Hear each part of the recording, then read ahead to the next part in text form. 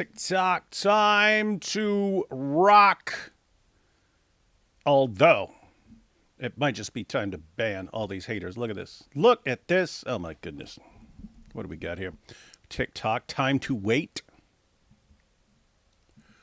Late. I was 2 minutes late, which is massively early. Massively early. What's wrong with you? Notice when it's just D Wood. I'm pretty much right on time. Once you get rid of the extra cargo. Ha ha ha. Hey, how's it going? Hey, what is this? That dude is such a Jew slave, bro. Who, Reza Pahlavi? Whoa, Goldie back. Hey, what do you mean? Like, did her video get put back up, or like she's live again? Hang on, I gotta know. Yeah, guys, if you haven't been following it, not sure what a situation. Okay, she says she's. Oh, no. Oh, okay. Seems like I'm back on YouTube, still waiting for an explanation and answer because I don't want this to ever happen again to me or anyone else. She thanked me. She said, thank you, everyone, for your support and helping me raise awareness about YouTube silencing me, especially Act 17 David. All I did was I shared it and posted a couple comments. But, yeah, guys, they did to her what they did to me a couple days ago, namely just completely false, bogus ban for supposedly being in a live stream with a firearm. I don't have a firearm. I'm not allowed to have one. So what's going on there? There was a firearm in a clip. That's not against the rules, right? So just so everyone knows, you're allowed to have. You can have firearms in regular videos. For some reason, they make it in a live stream. You can't do it. And I guess the idea. I'm trying to think of what the rationale is. For why you would be allowed to, because you can do like gun range videos and stuff like that. You've got demolition ranch and stuff like that in regular videos. Live streaming, you're not allowed to hold a firearm or anything like that. I'm guessing it's something like, if you got one, then maybe you would shoot someone live and YouTube wouldn't catch it and then it would be live or something. I don't know. But anyway, so that's their policy. You can't show yourself during a live stream with a firearm or shooting a firearm or something like that. Live. In other words, you can't be holding the gun where you could actually do something with it during a live stream. So anyway, they banned us. They took down our live stream the other day. Now, we were almost at the end of it anyway, but they took it down, and I got the notification from YouTube saying that live stream had been taken down because I was holding a firearm live. And I said, no, we were watching a video, but appeal got rejected pretty much instantly. So, nope, we have reviewed it and concluded that you were, in fact, holding a firearm. That's what they said. So I went to Team YouTube on X. Oddly enough, it's actually easier to communicate with YouTube on X than it is on YouTube. So I went to Team YouTube on X and got their attention. You can just, hey, Team YouTube, you guys made a mistake here and stuff. And they said, we'll look into it. So they DM'd me a little later and said, nope, after careful review, we have confirmed that you were, in fact, holding a firearm. I'm sitting there going, what the heck is wrong with you? So anyway, I posted like a thread.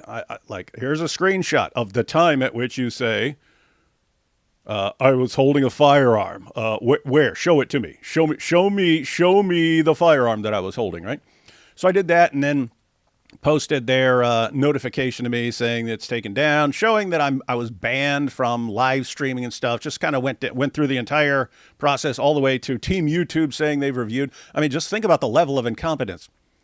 Sitting there giving them a screenshot with me in it at the exact timestamp when they say I'm holding a gun, and I say, where is it? Point to it. So anyway, pointed all that out. But to just think about how this incompetence. So one, you have the bot, right? The bot is probably, now it could be some sort of human, who doesn't like us filing false complaints or something like that. I don't know. I would guess it's just a bot. They have a bot problem, right? They program the bot to go find stuff, but it's a stupid bot. When you appeal, that's supposed to go to a human reviewer. And it's just weird because you'll submit a human review, and then now this time it was Goldie said that it was like within like a couple of minutes when she appealed. They said they'd reviewed it and confirmed what the bot said. With me, I forget how long it was. Might have been an hour or something like that. But they got back. Yep. After careful review, we've concluded that you were in fact holding a gun. So that was the appeal. So think you got the bot, which is stupid and makes horrible mistakes. Then you've got the human reviewer whose job is to go and verify. They're incompetent. They suck. Sent it to Team YouTube to review. They confirmed it. It's like, what are these people seeing? The bot, and what are the actual humans seeing? It seems like they're just lazy and completely incompetent and don't care about their jobs. And so anyway, so then I raised more of a ruckus, and I posted the thread with all the screenshots and stuff and calling them out. And they said they'd take another look at it. And then a little later, they got back to me and apologized and said, "Yep, we made a mistake. We apologize for the mistake." And it's like think about all the levels. I mean, all the levels of mistake. It's the bot. It's the appeal system. It's Team YouTube. Everything is just lazy and incompetent and stupid. And it's just it's weird. So anyway, Goldie was just going through the same thing. Oh, and by the way, that was like the thing I showed over on the side. There was also the fact that they sent me a message and said, "Since you may not have been aware of this rule, no penalty this time." I said, okay, no penalty, so it's not too bad. But then I tried to set up a live stream, and it said you're banned from live streaming. I was like, wait a minute, there's no penalty, but yeah, I'm banned from live streaming. So it sounds like a penalty to me. So anyway, for that I actually contacted YouTube support. Why? Because I was already dealing with Team YouTube. I didn't want to throw too many issues at Team YouTube when they already suck and they're terrible. So went to YouTube support for that one and explained the situation. Like I don't have any penalties or strikes or anything, and yet I'm banned from live streaming. And then once I explained all that, and then they said they would send it over to the team that deals with that and so on. So anyway, it's just a big, stupid, messy system. But yeah, Goldie got hit with the same thing. They said while she's live streaming that she was there with a firearm. And she responded, "I don't have a firearm. How would I have one in my live stream?" and so on. And same thing, she submitted the appeal rejected, goes to Team YouTube. Team YouTube says they'll take a look at it. They don't do anything. They confirm it. And it's like, it's freaking annoying. It's really annoying. Like Team YouTube could just like jump in, like stop this live stream right now and say, "You nuked an entire country." And I was like, "What are you talking about? I didn't nuke it. What are you talking about? You sound like idiots." And they go, "Nope, we've confirmed that you have nuked an entire country." What are you talking about, dude? I don't have the ability to do that. I obviously wasn't doing it. What are you looking at? And they could just say anything they want. And I mean, fortunately, I was able to, and I mentioned this yesterday. It's like,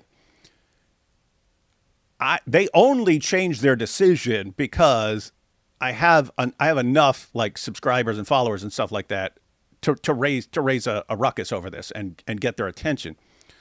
For channels that don't have that, it just sucks. You have a system that can just accuse you of anything, and then you say that none of that is true. You just falsely accused me. There's nothing that you said that corresponds to reality, and they'll reject it and say, "Nope, we've confirmed it." And there's just like, there's nothing you could do. So anyway, this is screwed up, messed up system. Glad that Goldie is back, and I hope they fix that. By the way, anyone who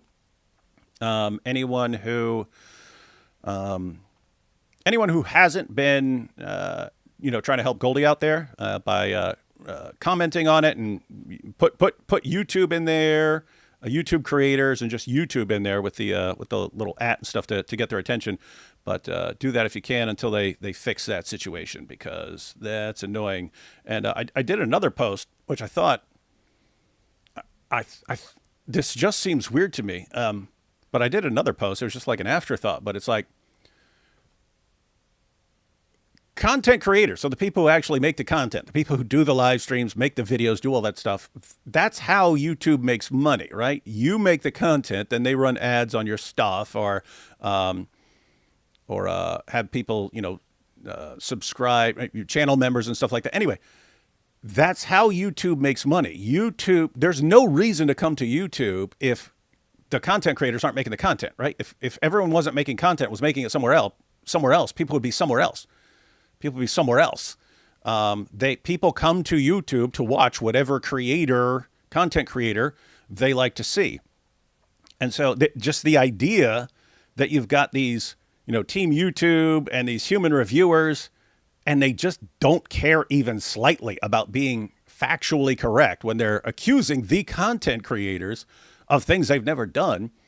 It's a weird situation to me. It's like, we're the ones who make the money that pays your salary, you giant morons, and you treat people like garbage. So I don't know.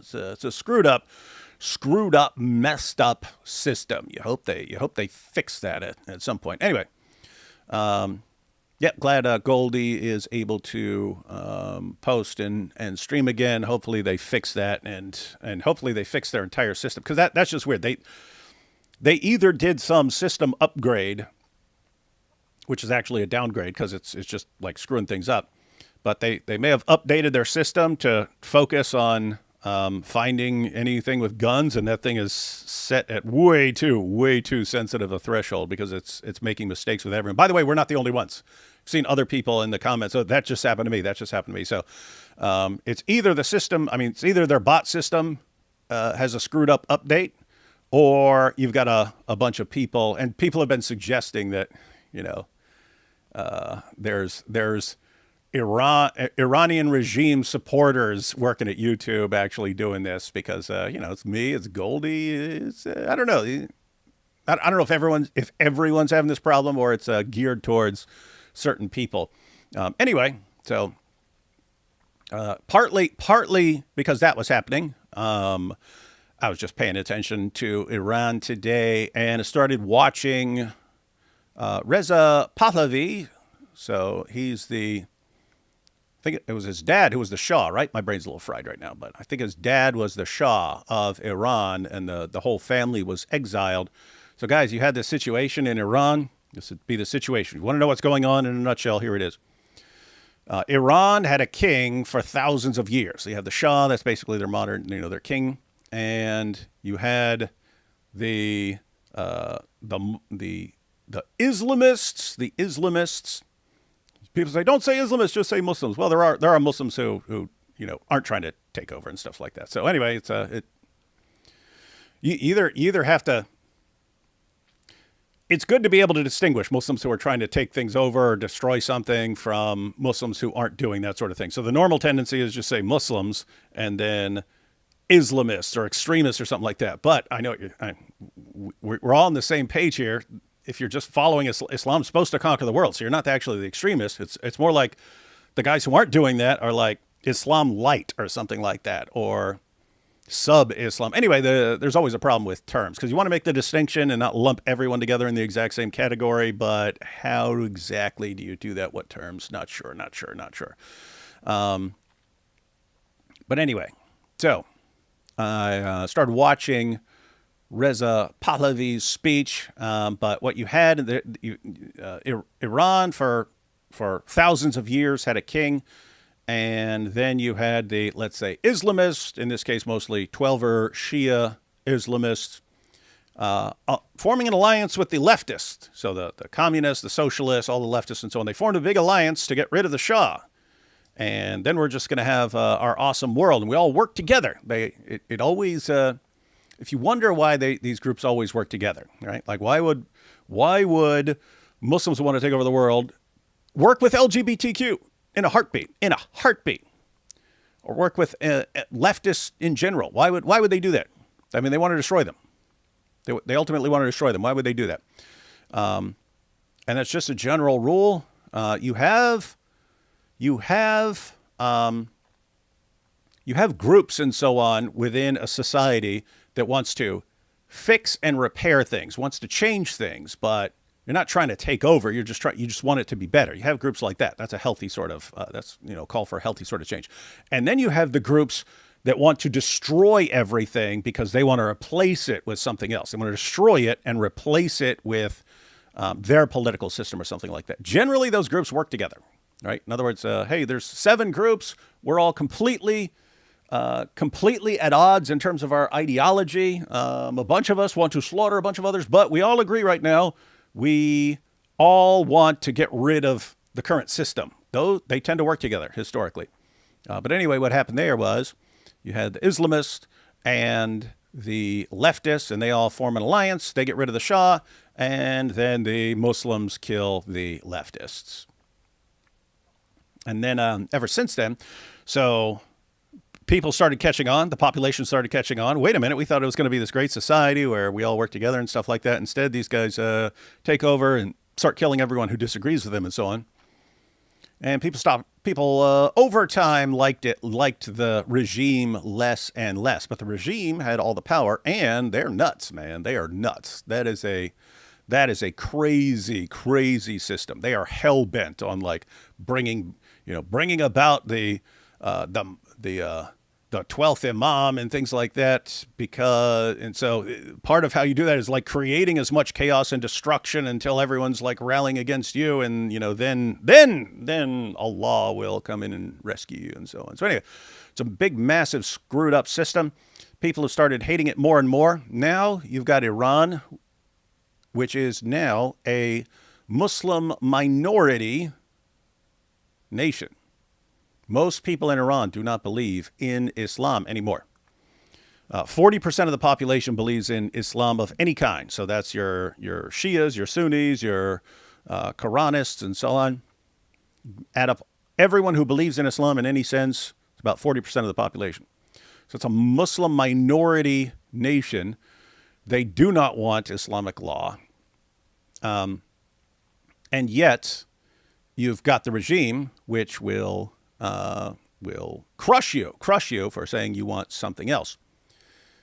And the only support the regime has anymore is from the hardliners among the 12er Shias. That's why they can't compromise on something like the hijab. If they compromised on that and said, okay, if you don't want to wear the hijab, you don't have to anymore, then they would lose the only support they have left anymore. The only support these guys have at all anymore is from the hardliners, the radicals.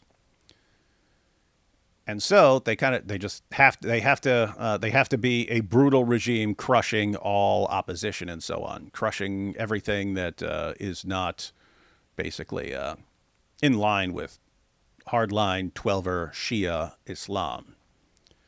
And that's the situation right now. And so you have people in Iran, the people of Iran, they want the regime out. And you've got some people who want the return of the Shah. You've got some people who want a democracy. You've got people who want a constitutional monarchy. You have different positions on what people want, but people don't want the Shia regime to be in power anymore. They hate that. The population hates that. So that's the situation right there. And what you have is you've had the people. They've had multiple uprisings and protests and so on over the past several years. And now you have a war. Israel and the U.S. started bombing and so on. And big, messy situation. But, the best thing that could emerge is the people of Iran end up having control of their own country again. That'd be the best case. That'd be the best case scenario. So that's what people want to see. Anything short of that, it's just like, oh gosh, what did you get involved for? You have other goals like not wanting them to have nuclear weapons and things like that. That seems to be what most Western leaders are focused on. But it's this messed up situation where Iran knows how to hurt the entire world. They know that. They know exactly how to hurt the entire world. And they've had their terrorist tentacles in all kinds of groups around the world for decades now. Killed tons of people from all groups. They've killed lots of Americans. They're responsible for killing tons of Sunni Muslims, like hundreds of thousands, killing their own people, killing thousands of their own people for protesting and so on. And really, really evil evil regime. But what do you do? What do you do? If you're people in Iran, you rise up, they start killing you. They start killing you, locking you up, doing all sorts of horrible things to you if you're a woman. So they'll crush you, and they'll kill tons of people. So that's really hard to do. You would need like just basically entire nation rising up and so on in order to, completely really take on the regime. And so then you get Western nations. You get the United States and Israel in there. United States, most powerful nation in the world. Just bombing the crap out of them, bombing their ships, destroying their navy and so on. But these guys know how to make it hurt for the entire world. So they started bombing everybody around them and so on. But blocking the Strait of Hormuz, you might be thinking, well, we've got the most powerful navy in the world by far. Why don't we go in there and take it over? You can block that thing in all kinds of ways. You could just load that thing up with mines that'll blow up any ship that goes through there and stuff like that. So if they want to block that, that's kind of hard. And even if you can get complete control over it, it's going to hurt a lot of people. It's going to hurt a lot of people. In the U.S., we're like, look at the gas prices going through the roof. Okay, we're in the United States. We're a pretty rich nation. So those kinds of things are like inconvenience, hurting people in their pockets a little bit. There are other places this really, really hurts. This really, really hurts if that their nations aren't as wealthy and can't take some hit like this as quickly. So just messed up situation where you've got the Iranian regime. They're willing to punish the entire world in order to stay in power. And so messed up situation. But anyway, you've got Reza Pahlavi. So he's the son of the exiled Shah. And you have lots of people who would like him back in some capacity, either as, the return of the Shah or to have some other role. But anyway, his speech was looking pretty good. But he was he's breaking down the situations for a lot of people who don't really understand what's going on, because the way this is kind of being represented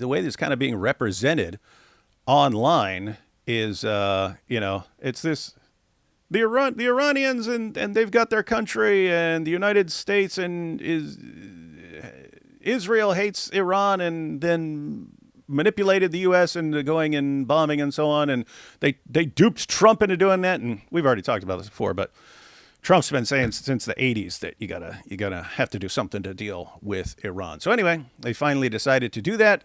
And I'm guessing they probably thought it was going to be easier than it would actually be. That you had the people are sick of the leaders, and so you just go in there, you bomb the leaders and stuff like that. The leaders are going to panic, the leaders are going to flee, and they're going to go hide in Russia, and then the people are going to take over. And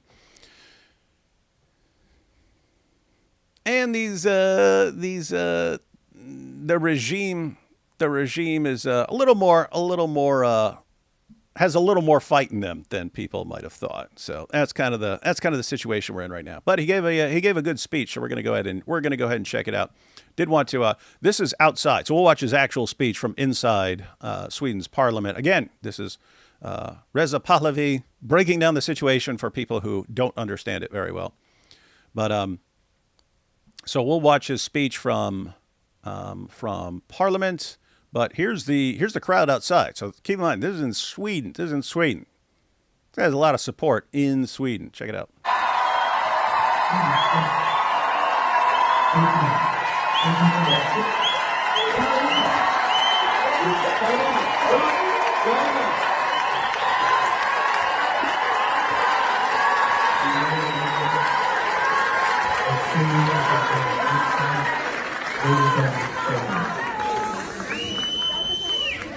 I stand before you today not to speak of policy abstractions or diplomatic courtesies. I stand before you to speak of a people. So this is the same speech he's given inside, but we're going to go ahead and watch that speech. I just wanted you to check out the crowd out here. Again, this is Sweden. You see tons of flags there.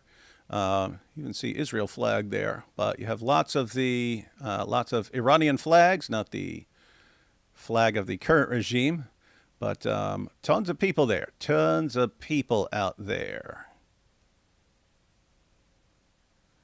watching his speech from inside. So lots of support for this guy. Go ahead and take these first couple super chats, and then we'll watch his speech.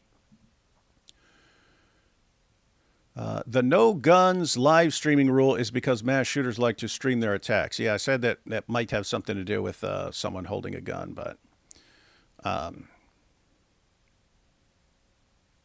so that's a concern. You can't have a system in place where any sort of gun noise or something is going to trigger you to be banned. And let me put it this way: if you do have a rule, so suppose you're going to set your bot, to pull down a live stream that ever has any sort of gun noise in it, and the bot is programmed to assume that this is a person, in a live stream shooting or something like that. Okay. If you're going to do that, you need a really, really reliable appeal system in place. You need human reviewers. It needs to be explained to them. We have this thing set to be really sensitive about anything involving guns and live streams and stuff like that. And therefore, it's going to make mistakes. And so when the appeals come in, make sure you do a good job. Right now, they only have people who do a terrible job. They suck. I mean, absolutely suck. So need to fix that. What is the sound of a moped backfiring? Oh, I'm not sure. Allahu Akbar. Ask al-Zut. Oh, I get it. That was the answer. So what is the sound what's the sound of a moped backfiring? Ask al-Zut. Always occurs to me that sometimes we have new people and they have no idea what we're talking about or anything. Let's see. Cult says, probably Malik's fans mass flagging your channel. Hey, do you seriously think Malik has enough fans to mass flag anything? Come on. Dude's a total loser. YouTube is a net loss. Alphabet, Google's parent company, subsidized it in order to control it for propaganda, so Alphabet pays their checks, not creators. No, that was back in the day. YouTube makes tons of money now. Back in the day, they were doing it. They understood that it's going to take a while to be turning a profit, but YouTube is definitely profitable. Hey, David, Orthodox Muslim tried to take down Elijah Johnson's apologetics channel after losing a debate to him. God, Logic, and IP going over it in a few. Yeah, I hadn't... I saw Orthodox Muslim bragging about it. So bragging about filing a copyright strike. This guy's just like complete scumbag. And if anyone doesn't know, Orthodox Muslim, he's the guy who was in London, and it was his buddy who punched Chris in the face, and these guys all running their mouths about it. And then he was saying afterwards that Chris deserved to be consciously edited out of existence and things like that. So you're just talking about, and I mean, this guy, like, apparently there's videos of him talking about beating his wife or something like that. Anyway, it's Malik. Was it Malik? Someone was talking about there being video of this guy, something with beating his wife. And then there's this other time where he threatens to grape women who are questioning Islam and stuff like that. So just all around, absolute, hands down, evil scumbag. The issue is, and there's a positive and a negative here. The negative is that you have tons of people who like that. They love it. They love to see Christian get punched in the face. They love it when one of these guys talks about graping a woman or something like that. They love it. There are tons of people. So that sucks. You just look around and say, wow, there are lots of just evil scumbags rallying around other evil scumbags. The plus side is that other people are horrified at that, right? So so now that this is Dawa, now that Dawa is just calling people's wives whores and punching people in the face and cheering for violence and defending child marriage and all this, like people are horrified at Dawa. So Dawa is on its way out, guys. Dawa is on its way out. And so as it's on its way out, they're going to, I said this a little while back. It's like a wounded animal, right? You get a wounded animal, and that doesn't mean it's not dangerous. That might mean it's more dangerous because it's in flailing and fight mode and stuff like that. And it's not even going to be in like just runaway mode. It might be in just attack mode. So Islam, Dawa is massively injured, and they're not used to that. They're in panic mode, and they're lashing out in every direction. So it's going to be messy. It's going to be a messy year, but this is crumbling, man. It's just crumbling. It's a total joke at this point. And now you've got all these women on Muslim women on TikTok exposing these guys for how evil they are, exposing these guys for constantly sending penis pics to them and all the stuff they're doing behind the scenes and so on. So they're getting exposed left and right, and it's a total joke at this point. Songs of Relief said, David, or of the blue, but is there anything that can be done for Randy? You said he probably shouldn't have turned himself in. Is he regretting it? Can we send him anything? Yeah, you can send him all. I mean, yeah, you could send him, what are you allowed to mail to him? I don't know, they change the rules periodically, but you can send books, you can write him, you can send him money. Yep, all kinds of things you can do. All kinds of things you can do. But no, Randy is still locked up after all these years. If you want to contact Randy, send me an email. I don't want to be posting it and weirdos start messaging him or something like that. Anyway, all right, guys, let's go ahead and check out this speech. Seemed pretty good. Let's check it out.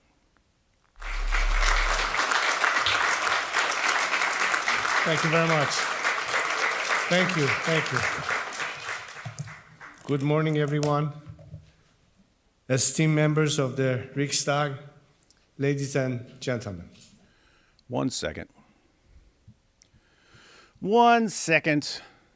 You got people asking, who is Randy? Guys, watch my testimony video. I'm not gonna run through my entire testimony video. You got all these people. Who is Randy? Huh? What's going on with this? Hey, wait a second. I want to check something real quick. Where was that guy? I may have lost it.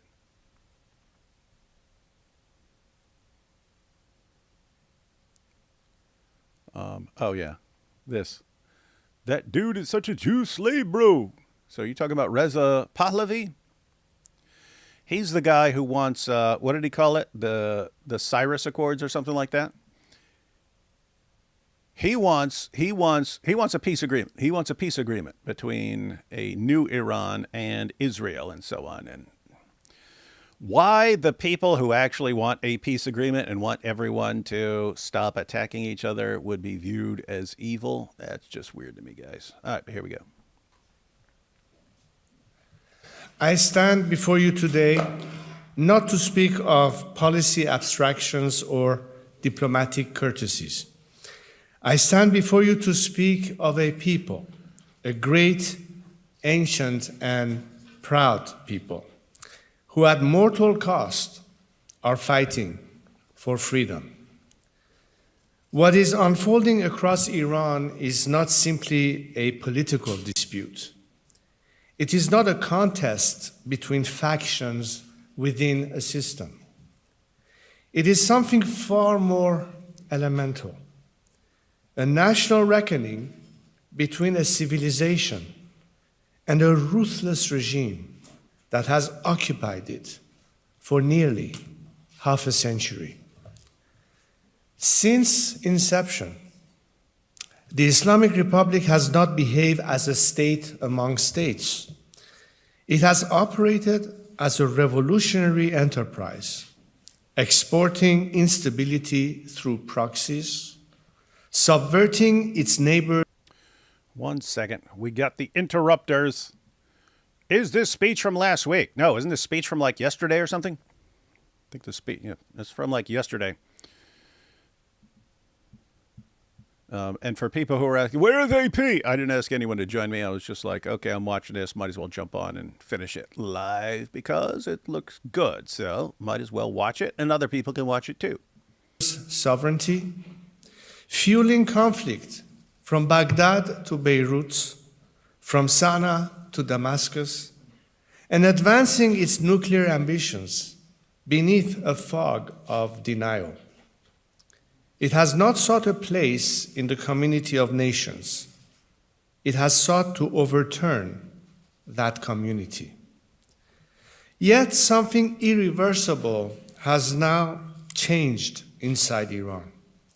The battle in my country today is not between reformers and hardliners.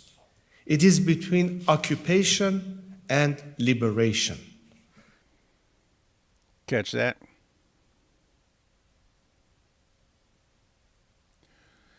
It's no longer a dispute between hardliners and reformers. It's occupiers. He's calling the current regime the occupiers. Let me back that up a little. It has sought to overturn that community. Yet something irreversible has now changed inside Iran. The battle in my country today is not between reformers and hardliners. It is between occupation and liberation. It is a battle for the soul of a nation. What we are witnessing is not a fleeting protest movement. It is a generational revolt, the most profound uprising in Iran since 1979, uniting workers and students, women and minorities, professionals and poets, and yes, even elements within the state apparatus itself. Together, they have rendered their verdict. This regime has forfeited all legitimacy. Indeed, it is a revolt against the 1979 revolution itself. When legitimacy dies, power begins to crumble. The regime understands this, which is precisely why it silences voices, shuts down the internet, and turns weapons against unarmed citizens. And the cost has been heartbreaking, a cost that demands this noble chamber bear witness. Men and women are being slaughtered in the streets and in their homes. More than 40,000 Iranians were massacred in a single week. Catch that? The regime says it was fewer. They've acknowledged there were tons of killings and so on. But yep, the number I see from outside the regime is 40,000. They killed 40,000 protesters. These are their own people saying, we don't want these guys ruling over us at all. And anyway, they'll open fire on you. They'll shoot you. They'll lock you up. They'll do other things to people messed up. Oh, this is cool. Goldie and Armin just gave you and AP a shout out on our channel and read your tweets about YouTube's bogus ban. That's cool. That's cool. That's cool. Yeah, guys. Again, so that's Goldie's. Goldie's got her page on X where you can click on that if you're not sure how to find it. I'm not going to put the link right now, but if you go to my page on X and stuff, I've linked to. I've shared her posts and so on. So anyway, hopefully this gets cleared up and hopefully they fix their stupid system. And by the way, that's the additional reason for kind of, it's almost, you got to fight hard. You got to fight hard to deal with YouTube because they don't want to fix anything. They have totally lazy, incompetent people who suck. Working the job. No, I don't know. I mean, it could be that they're just massively overworked or something like that, or they say you have to, deal with 50 appeals in 1 hour or something like that. I don't know what's causing these people to be completely incompetent and so on. But anyway, it's not just about if they take something from me down or something like this, or give me a false, if they give me a false ban or something like that. It's not just about getting my content restored or something like that. It's you want them to know they made a mistake. So hopefully as they keep realizing they're making mistakes, maybe it adds up to them actually fixing their system. And so with Goldie right now, you want Goldie to just not be affected by this at all. You want them to restore that because Goldie and Armin, they're two of the people who are keeping everyone updated on what's going on there. And so You definitely want them to not have to deal with this nonsense. I mean, just imagine this. You're trying to report regularly on what's going on in Iran to keep people updated, and then you have to deal with YouTube being completely screwed up and sucking. So anyway, you want to get their stuff back up and so that they don't have to deal with any of these problems, but also you want them to fix that, right? And they're only going to fix it if they see that their system is making lots of mistakes. But it was cool. The situation with Goldie was even trending earlier on X, so that was cool. The regime's operatives hunted wounded protesters in hospitals and executed them in cold blood. Bodies were collected by dump trucks. Families were forced to search through rows of unmarked body bags. 40,000. 40,000. The number is almost too large to comprehend, too abstract. It allows too many in the outside world to look at it like mere statistic. So let me tell you some of their names and stories. Consider Hamid Mahdavi, the 30-year-old firefighter from Mashhad, who spent his final moments carrying wounded protesters to safety, only to be shot dead by regime forces for the crime of saving lives. Catch that, guys? Pay attention to these stories. He's given individual stories of people who were executed. This is just earlier this year. This is this year in the protest. Firefighter. All he's doing is trying to rescue injured people and get them to safety, and the regime shot him for it. Think of Sina Kazemi, 22-year-old. He was in his final term of engineering school. He had a lifelong passion for music and technology. He chose to fight for his and his nation's dignity. He was looking forward. Security forces shot him in the back of the head. In Bushehr, nurse Mansoure Haydari and her husband, teacher Behruz Mansouri, were shot dead side by side while protesting peacefully. They left behind 2 young children, ages 8 and 10, a family destroyed for daring to dream of freedom. 28-year-old biotechnology student Negin Qadimi went out to protest despite her father's pleas.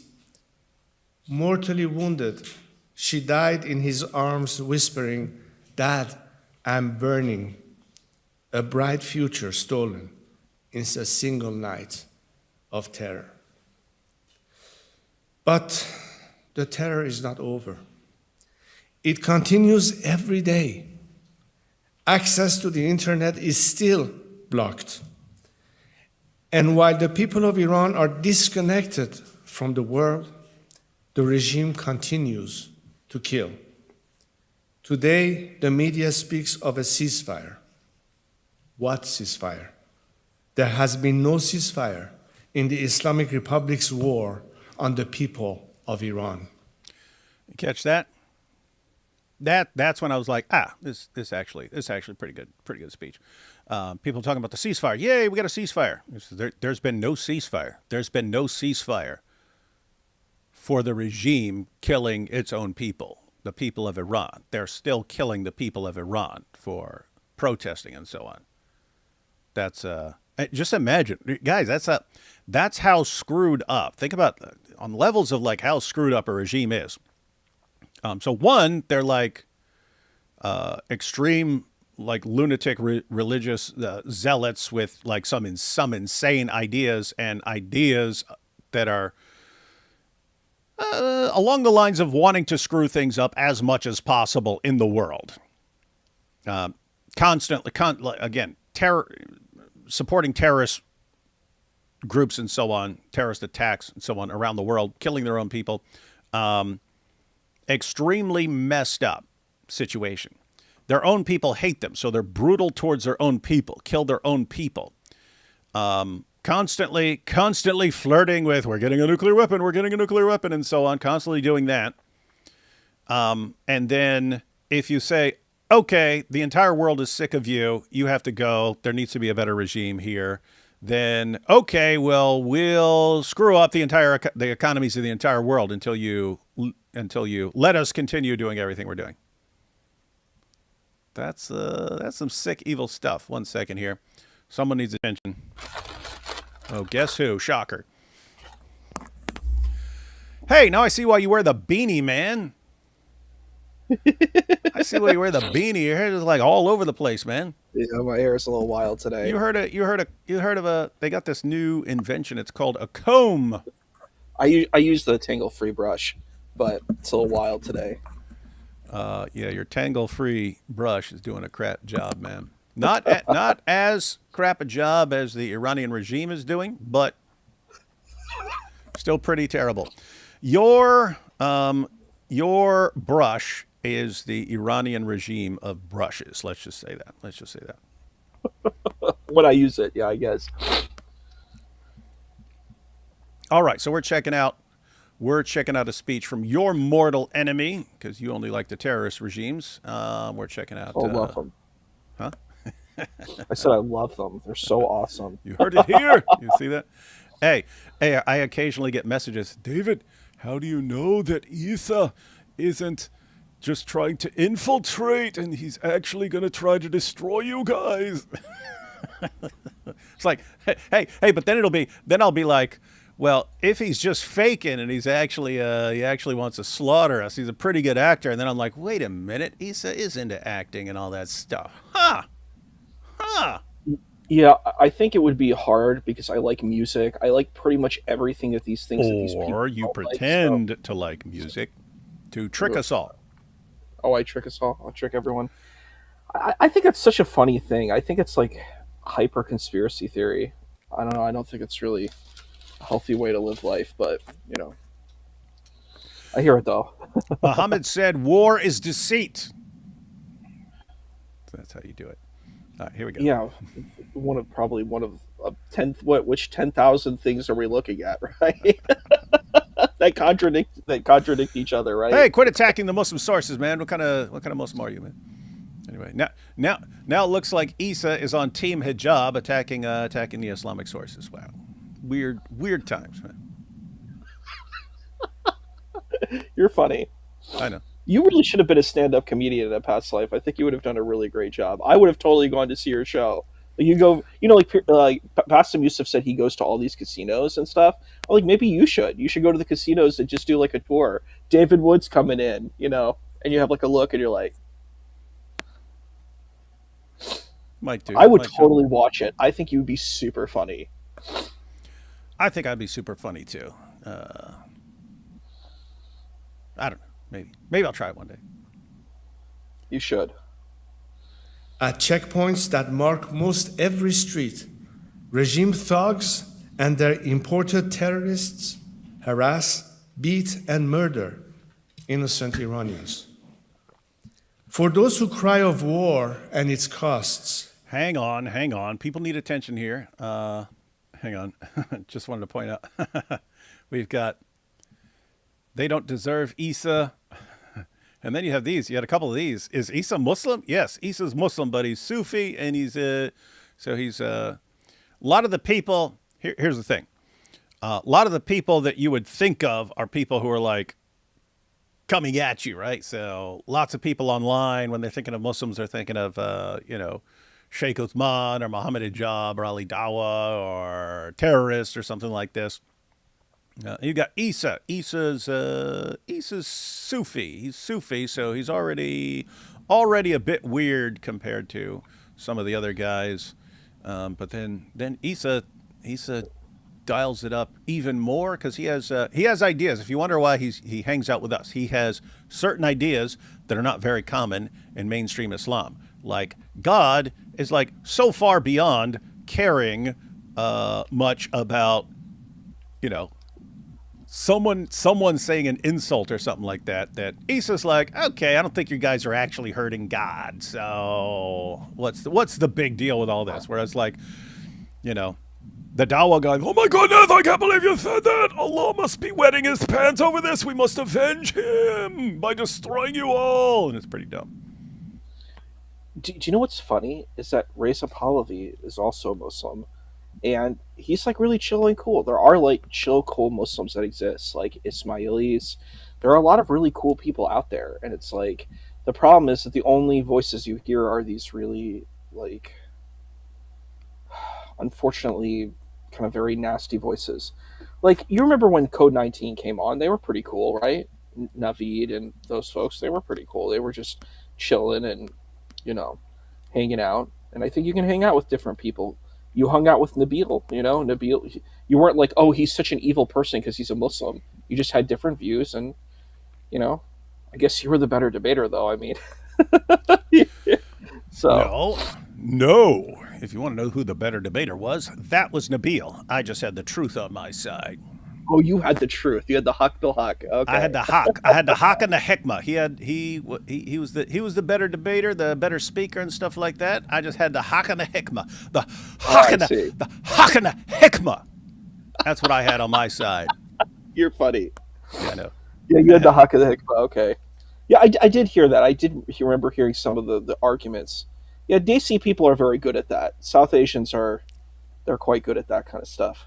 They're very good at social mobility, and they're very good at doing very well at school and stuff. So I'm not really shocked.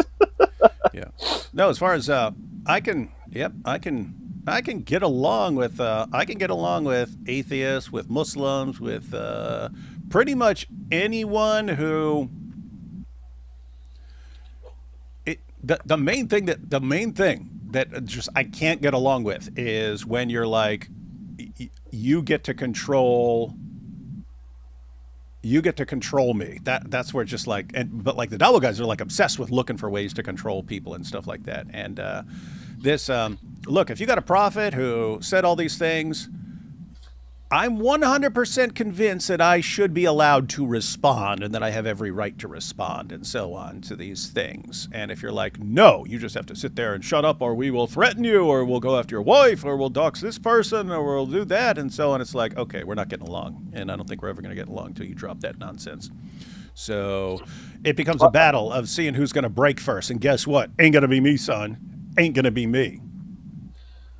Yeah, I'm with you. I don't like... I think George Orwell, in a sense, is a sort of kind of a prophet, in a sense, where he, like in foretelling the future, where he talked like in 1984 and Animal Farm. Like 1984 is such a profound text, because that is how some people are. They want this really fascist, dictatorial space. That's actually where you and I really resonate. I'm a hardcore free speech activist. This is what makes me very different than other people. I actually went on Imam Bomer's show a long time ago, and your friend C.L. Edwards was there. I met C.L. Edwards from the past, your friend from the past. And I was on the show, and they were like, you're like a libertarian. You're very conservative because you believe in free speech. And I'm like, I do believe in free speech. I do believe people have a right to argue points. I believe in the marketplace of ideas. Then get off our show!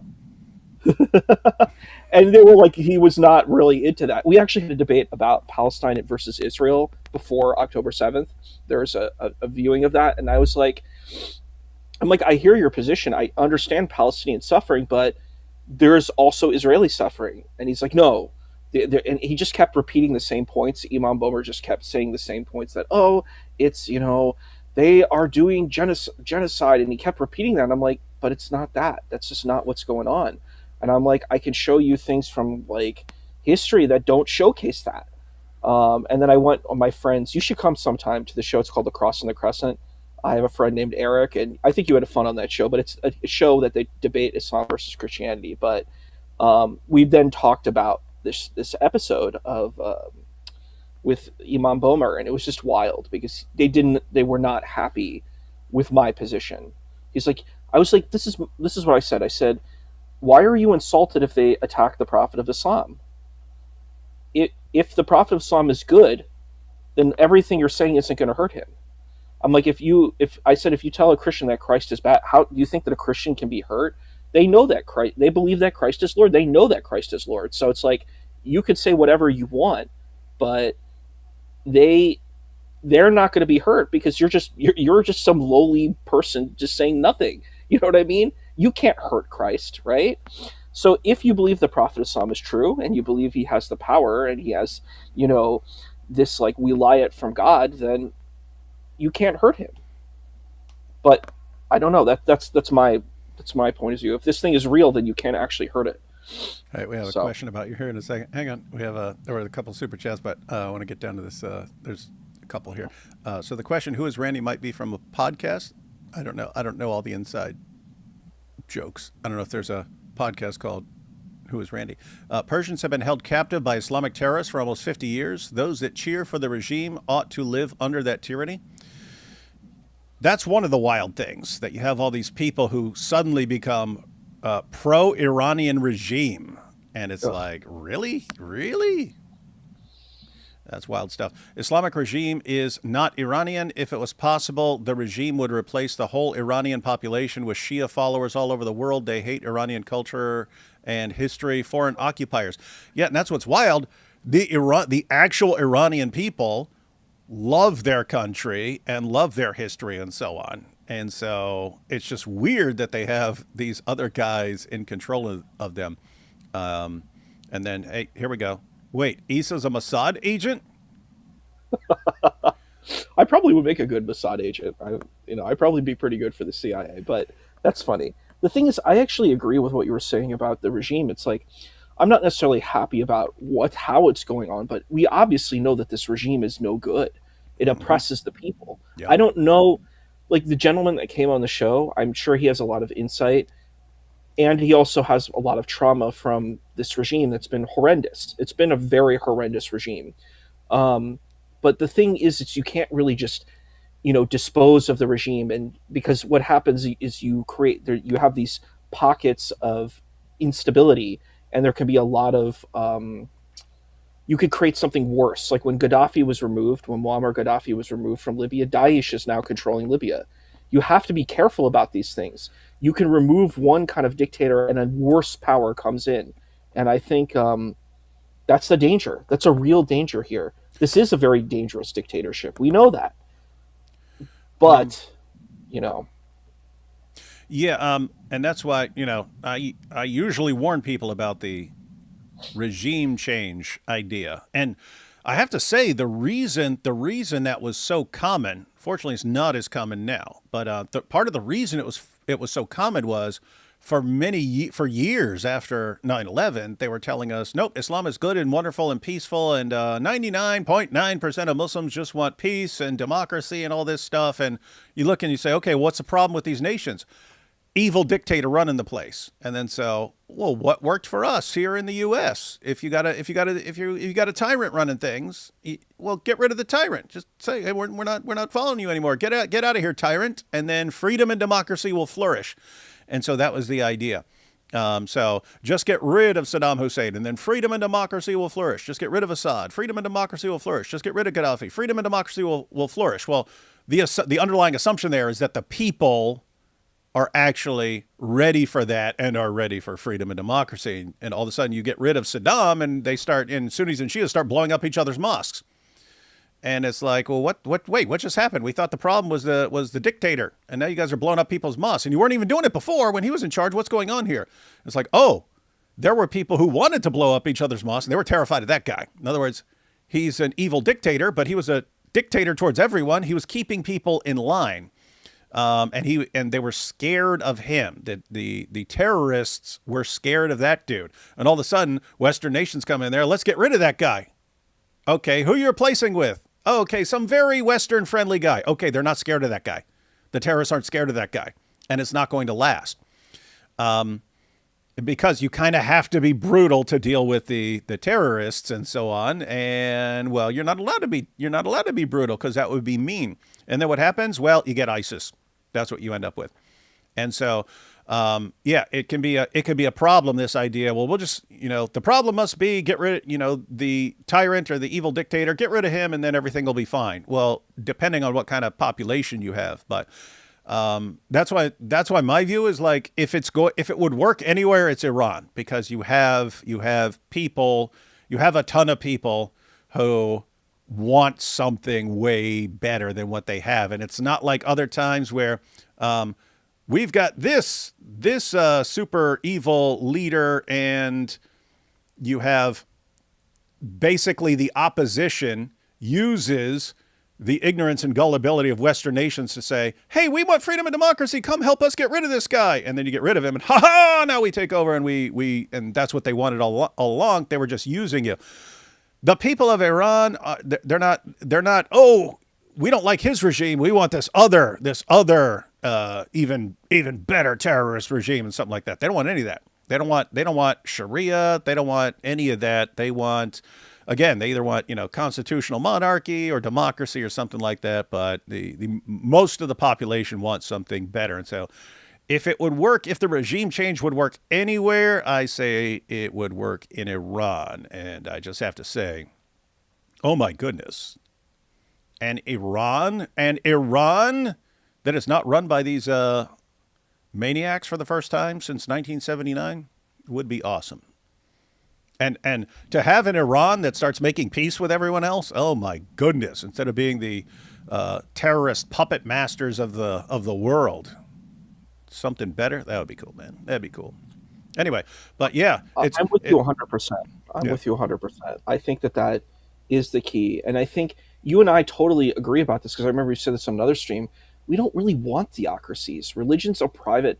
What we're doing in the United States is a wonderful project. We can have our faith, we can go to our religious establishments, and we have a separation between church and state. The church or the masjid or the synagogue, they shouldn't be controlling the state. They have separate duties and separate places. Render unto Caesar what is for Caesar, render unto God what is for God. And that works. Those systems work where you separate them, because power corrupts and absolute power corrupts absolutely. So you don't want that to happen. You can't put God in these political arenas, because it becomes dangerous. And we've seen what it does, And let's see. Back to Reza here. This is the war you should be speaking of. The Islamic Republic's war on my compatriots. That war that rages on every day, far from the headlines of your Western newspapers and the minds of your television producers. But they are not far from my mind. My brave compatriots continue to resist. Many stand with broken bodies, but unbreakable will. They would rather die standing than leave kneeling. And so would I. One second. Hey, Ed Ortho, you just said Israel should fight their own wars. What do you mean by that?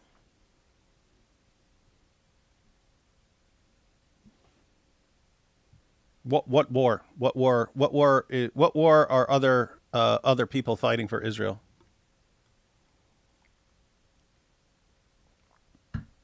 And don't be one of these loser dorks who come in there and start posting stuff, and as soon as I pause and give people attention, then they run and hide. Explain what you mean. What war are other nations fighting for Israel?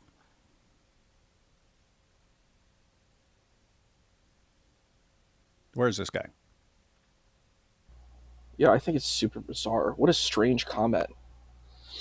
Oh, that's why I'm pausing to try and figure out what in the name of common sense he's saying. What are you saying?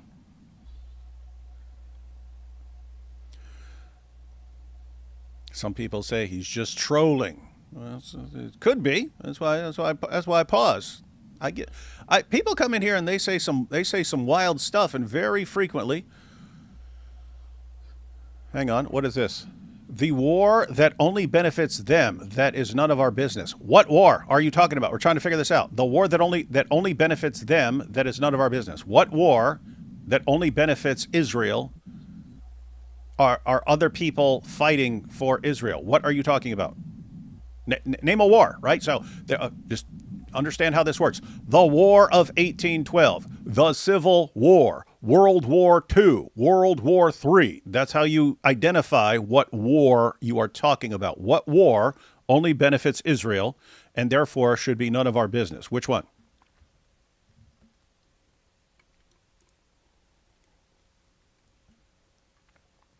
Come on, Ed Ortho. You're the one over there. You're the one over there in the comments. You're in the chat saying it. You're in the chat saying it. So obviously you know what you're talking about. I don't know what you're talking about. There are multiple things you could be talking about, and therefore I simply asked for clarification. What war that only benefits Israel, that other nations are fighting for Israel, are you talking about? Because that's what you said. And I can't for the life of me figure out how what you said makes sense. That's why I'm asking you to clarify. You said you responded stupid. Okay, what? What did he say, guys? Ed. Oh, all the Middle Eastern wars. Take your pick. Okay, let me find that. So all the Middle Eastern wars. Okay, just name one that you're talking about specifically. You're saying all the Middle Eastern wars.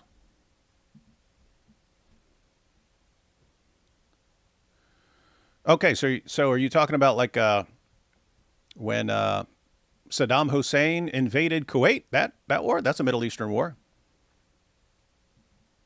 What are you talking about?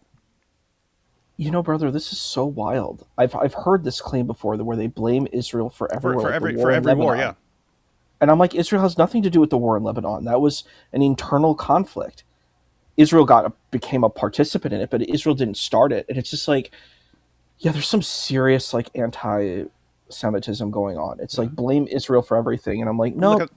Look at the Syrian civil war. I mean, that's like in the ballpark, but that's like a Sunni Shia war, and then like all the different groups and stuff. And so, yeah, got to be the Jews there. That's what I'm saying. What are you talking about? Okay, so Iraq, Syria, Iran, Libya, list goes on. So, okay, so war in Iran. You're saying that benefits no one. Taking out the Iranian regime, Bennett, you just said this because you said you're talking about the wars that benefit no one except Israel. So you're saying that if the Iranian regime, the terrorist Iranian regime that has been killing people around the world for decades, the Iranian regime, which is responsible for hundreds of thousands of Sunni Muslim deaths, the Iranian regime that horribly oppresses their own people, you protest, they kill you, they grape you, they lock you up. You're saying that war benefits no one except Israel. That's what you said?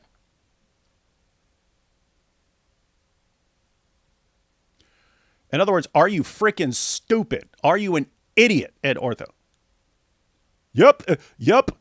Yeah, you have the Iranian people out there protesting in the streets because they hate this regime for horribly oppressing them, but it's actually the Jews. Look, LMAO, the cope. Okay, dude, you're a loser. You're an idiot.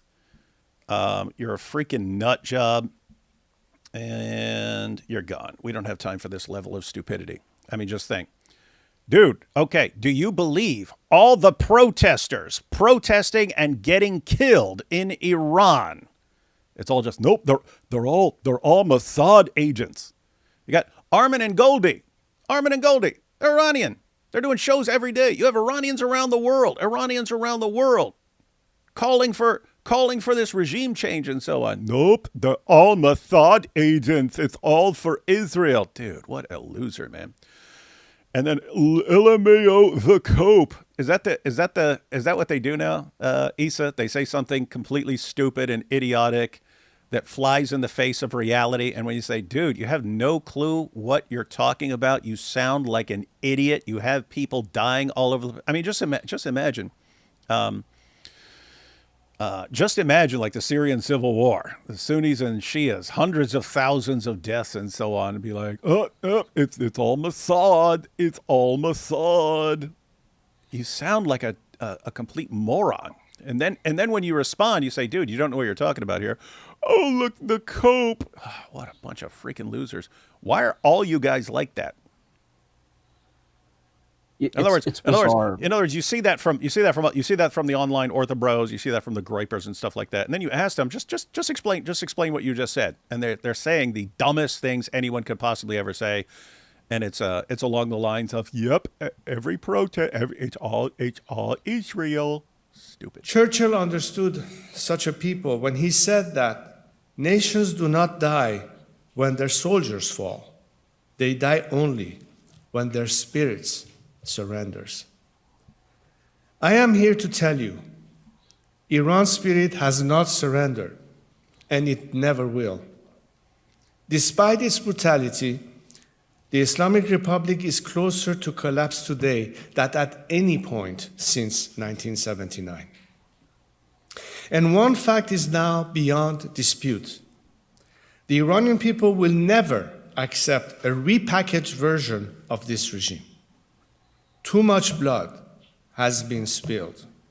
Too many graves have been dug. The demand is not for a kinder jailer. The demand is for freedom. There is a military dimension to these events that this chamber is watching closely, and I will not pretend otherwise. But I say to you, however the military operation currently on pause turns, whether it accelerates the Islamic Republic's fall or merely deepens the fractures within it, the outcome of Iran's revolution will not be determined by any force from the outside. It will be determined by the Iranian people themselves. The Lion and Sun Revolution, the uprising that the people of Iran ignited in January with their own blood and their own courage, cannot be extinguished by any regime calculation, any diplomatic maneuver, or any military result. The people started it, and the people will finish it. If the military operation pushes the Islamic Republic into the historical abyss where it belongs, we will be there, ready, organized, and determined to build what comes after. Little side note, that is an important issue that he's talking about here. Like, okay, suppose you get rid of the regime. Now what do you do? Because that can be a bit tricky, right? Now you're basically building a new government and stuff like that. And then how do you go about that? Because you will have different people who want different things. And guys, even like best case scenario, the current regime is crushed. And what would happen is if they realize they're losing, then the leaders, the leaders who got some money and stuff, they'll go to like Russia or something like that. They'll move to Russia and spend the rest of their lives in Russia and stuff like that. There will be other people who would be put on trial and stuff like that. But guess what? You still have a significant part of the population who support the regime. And what are you going to get then? You're going to get years of terrorist attacks and things like that, of people throwing epic tantrums and so on. So it's going to be messy no matter what. And people understand that. And that's why it had to be kind of extreme. It kind of had to be extreme. Like, in other words, it's like what was said in the Declaration of Independence. It's like people will kind of put up with their government abusing them as long as they can bear it. And it's only when it becomes too much that they'll actually fight, because, then you're venturing into the unknown, and now you have to worry about, building a new government and stuff like that. And it's like, okay, do we want to fight and die and do all this stuff, or do we want to just put up with this, with these abuses and so on? And they've gotten to a point where they're like, nope, we don't want to put up with this anymore, and we'd rather face whatever lies ahead than keep this regime in power. And if the regime survives the immediate storm, we will continue the revolution until it is complete. We began this journey. We will see it to its end. History has given us no other choice. When I look at Europe, I see ambivalence and a continued inability to see the reality of the streets of Iran. I am disappointed, yet not surprised, at the rush to engage this criminal regime. The regime has murdered tens of thousands of its own citizens. The regime is sponsoring terrorism on the streets of Europe, including in Sweden. The regime is threatening and blackmailing European governments with hostages and violence. The Europe I believe in is supposed to stand for human rights, democracy, and equality. It has been a proud record in previous struggles, fighting against apartheid in South Africa, supporting the solidarity movement in Poland, and now in backing Ukrainians in the fight for sovereignty. So why should Iran be different? Are Iranian human rights less important? Are their lives worth less? Kind of a simple point, isn't it? It's like, down there in Iran, you speak out against some horrible atrocity, and they'll shoot you. And that should be horrifying to Europeans. And yet you have all sorts of Europeans and lots of people in power who act like the Iranian regime are the good guys, and anyone who opposes them must be evil. And it's, you guys suck, man.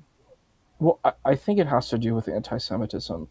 I think there are a lot of anti-Semites, and them hating Jews is the reason why they're supporting Iran, because Iran is standing up to the evil, bully, Zionist Jews. I think there's some people who really believe that, and it makes me sick. I've heard it. Like, I've gone on atheist platforms, and I've heard, like, people are like... So I came on an atheist platform, and I was like, yeah, you shouldn't attack Israel, and I said it in a very subtle way. I'm like, because you have other countries like Pakistan that no one is critiquing. You should be if you want to be fair, hold everyone accountable. And then this woman came on the panel and she started yelling and screaming at me, and she called me a white supremacist. She called me pretty much like every horrible thing you could say. I'm a racist, I'm a white supremacist, I'm a bigot. And then she said, and you're a Zionist. And she said it with this like complete disgust in her voice. She's like, this is the most disgusting thing you could be. And she's like, you're smiling and happy that you're a Zionist. And I'm like, you know what I am? I support people having a right to live in a certain place, and people having the right to live.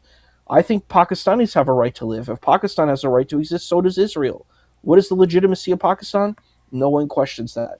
I'm like, what is Pakistan? It's a bunch of Indian Muslims. Let's be honest. That is what Pakistan is. It's a bunch of Indian Muslims, right? But they're like, we're different. I'm like, okay, fine. You want to be different, then you have to allow Israel to exist too. It's like, this isn't rocket science, Yeah, and it was actually very similar circumstances, right? So little history lesson, guys. There was no nation that was Palestine or something. You have lots of people who think there was. It just wasn't the case. What is now Israel and Gaza and the West Bank and so on, that whole area was just part of the Ottoman Empire. That was the tiny little part of the Ottoman Empire. The Ottoman Empire fought in World War I and lost. They lost, right? And lots of times in wars, you go in and you make sure that they can't fight you again. That's pretty frequently your main goal after you win a war, is if someone just fought a war against you, making sure they're not going to come fight another war against you, right? So France and Great Britain had control of large parts of the Ottoman Empire after the Ottoman Empire lost the war. And so what do you do? Well, we've got to divide this up. And one of the ideas that had been around for a while is, hey, should Jews have a little spot of their own, like where they're not under the control of some Muslim government? Should that be a thing? And that went on for a while, but it was after World War II, where Jews seemed to have a pretty solid case, namely because the response to, do Jews need a place of their own? Should there be a place where Jews are not under the power of some other government? And the answer for lots of people before World War II was no. Why? They're fine. They have other nations that they can live in. And then all of a sudden you find out, wait, nations can just turn really quickly and start slaughtering them and rounding them up and sending them to death camps. So you can't exactly trust other governments and so on to always have the best interests of the Jews at heart and so on. So there was that, and there was also the additional issue that you had like the Grand Mufti of Jerusalem conspiring with the Nazis to eventually come and just wipe out all the Jews in the area. So wait a minute, now France and Great Britain have control of large parts of the Ottoman Empire. They're figuring out what to do with it. Do we just, they're Jews living down there in the area. Do we put them under the control of the Muslims? Or do we carve that up a little bit and say, okay, we're dividing this up a little bit, right? And so if you say, no, you can't do that, you can't do that. Okay, as Issa was just pointing out, that was almost the same situation in Pakistan. Right? That was all India. But it was mostly Muslims in what is now Pakistan, and then, of course, mostly like Hindus and so on in India. And so what do we do here?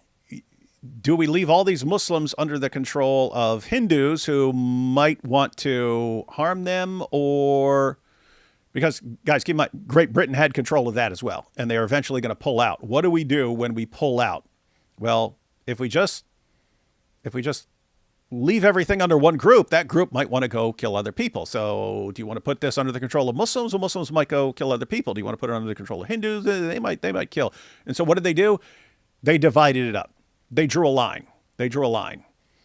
And now you have Pakistan, which is just, hey, let's divide this up so that Muslims have a place where they're not under the control of people who want to kill them, and then Hindus have a place where they're not under the control of people who want to kill them. That was the reasoning. If you have a huge problem with that happening with Israel, you should have a huge problem with that happening with Pakistan, and you should be calling to end the occupation of Pakistan by Muslim leaders. Hey, what's up with this? Joey Nicked. I'm very drunk. That's not a good time to post. You say, I'm very drunk and sad. Now, if you're sad, that's not good. I don't know if you're sad because you're drunk or if you're drinking because you're sad. So I don't know. I don't know how to explain. My name is Joseph Nectarios, and my Discord is... Hey, you just advertising your Discord on here? I can't talk too much. Why are you advertising your Discord on here, man? Can't talk too much. I am frunge, so... I can't tell you. Okay, I think you're saying I'm drunk, so I can't, and I think your fingers are just on the wrong keys. I'm French, so can't tell you a bit. Yes, please pray for me. I love seals. Yeah, seals are pretty cool. But hey, man. Yeah, they are. Yeah, but hey, man. I've seen people giving you some helpful tips and stuff. Yeah. I love how engaged you are with the chat. It's so nice. You make everyone feel special here. Everyone is special. The guys who say super dumb things, the guy who's sad and depressed. Look, man, got to find some healthier ways to deal with sadness and so on. So that would normally be getting some good friends, people that you care about and stuff. That can be tough and so on. But yeah, and I'm saying this because I come from a long line of alcoholics who drank themselves to death. My dad drank himself to death. His dad drank himself to death. And that was always, it's like, I always thought, like, how did my dad become an alcoholic when his dad drank himself to death? And like, his dad was so, it was so bad that, like, my dad was 5 and his mom just like abandoned them. She just left. And then, so the state came in and they said, well, this guy's an alcoholic. He can't take care of these kids. And it was my dad and like 3 sisters and so on. So they were going to take all of them and stick them in an orphanage. And then like my dad's like grandmother or something like that, who's already super old. She took one of the daughters in, that she didn't want this daughter in an orphanage and so on. And then over the next few years, she would try to take in more, but she focused on the girls. And guess what? I agree. Focus on getting the girls out of the orphanage first. So it took several years of my dad being in an orphanage and so on. But it's like I always wonder that. It's like, okay, you knew your dad, so he's drunk. Your mom eventually just leaves the entire family over this, and he is judged by the state to not even be capable of taking care of his own kids. So you end up in an orphanage. Why do you end up in an orphanage? Your dad's this like extremely messed up alcoholic. And then what does my dad do? He becomes an alcoholic. And I'm like, how do you not learn the lesson from that? How do you not learn the lesson? So anyway, guys, it's important to learn lessons from other people, right? And that is a good thing about, being I agree. being a people, right? You don't have to make every mistake yourself in life. You can look at other things that and you're still, keep in mind, you're going to make mistakes no matter what. But you can learn from your own mistakes. You can also learn from other people's mistakes and so on. And so on. So Joey says, hi, I am drunk. Yeah, we know. You said that. But maybe you forgot because you're drunk. You said, hi, I'm drunk. I will be okay probably, but oh man, I am sad, but I like seals. They are my only friends. Hey, Joey, you know what'd be good for you? Because you keep saying you like seals, man. You keep saying you like seals. There's got to be a group somewhere that, like, seal appreciation group that shares your love of seals and so on. So anyway, the point is, normally connection to other people who have other interests, like who you don't want to have as your friends, is a bunch of people who are just going to get drunk with you, because then you're helping each other destroy yourselves. So yeah, man. Yep. I wanted to say one thing. I totally agree with that. I think it's important. Actually, it's funny. It's actually an Islamic tradition that I think is actually a pretty good one, which is wild to say that, I know, on this channel. But there's this hadith that talks about this man who killed 99 people. And basically the moral of the story is that he had to get away from the dark life that he lived in order to become good. And I think that's actually, I think there's wisdom in that statement. It's like, if you want to be a better human being, you got to be around other human beings who are uplifting you. You can't stay in the space where everybody else is doing kind of like darkness. You know what I mean? So I think the moral of that story is good, because like the point is, he goes and asks these sages and they're like, yeah, you're screwed. One of them, and then he kills the other guy and he gets 100. He kills 100 people. And then eventually he's told that he needs to leave. And then, on the way he dies, and basically he goes to paradise because of his intention to go on that trip. And I think that story is ethical. And I think ultimately that's what we should do, is we should try to get away from those folks who are not bringing us in the right direction. And to comment a little bit about the video too, I think there's something really important that's being shared in this video, is that listen to what he's saying. It's very good words. It's like he's talking about like uplifting the community. He's not talking about infidels, and you don't want leaders like that. Leaders who talk about infidels and look at the evil people, and like there's like this chanting about destroying America. If that's your leadership, they gotta go. These are not good leaders.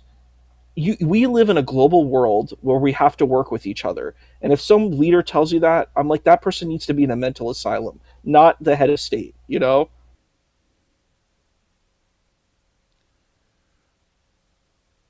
wait a minute. Uh-oh. Joey says, I cannot be loved due to, what is ASD? And my schizotypal personality. Schizotypal is serious problem. But yeah, drowning that in alcohol wouldn't help. So, yeah, that sounds like you need some therapy if you haven't, because they do have things to, they do have therapy to deal with various personality disorders and so on. But yeah, as far as alcoholism, when you have bad habits and addictions, it's normally you need to wait, because someone posted it. Someone posted that like Alcoholics Anonymous and so on. By the way, Alcoholics Anonymous, it would be good to find your local Alcoholics Anonymous group. Oh yeah, here we go. I was looking for that comment.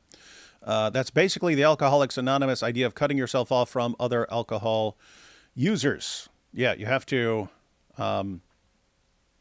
it's basically, as far as bad habits and addictions and so on, you have to, whenever you have a bad habit or an addiction, there's usually something that triggers it, like being sad or something like that. There's something that triggers the behavior, and then you get the behavior and then some sort of reward, and then afterwards you feel bad again, and this leads to, you normally need to break yourself off from all the normal triggers. That's why when, like, people who are addicted to drugs, they go to a rehab center.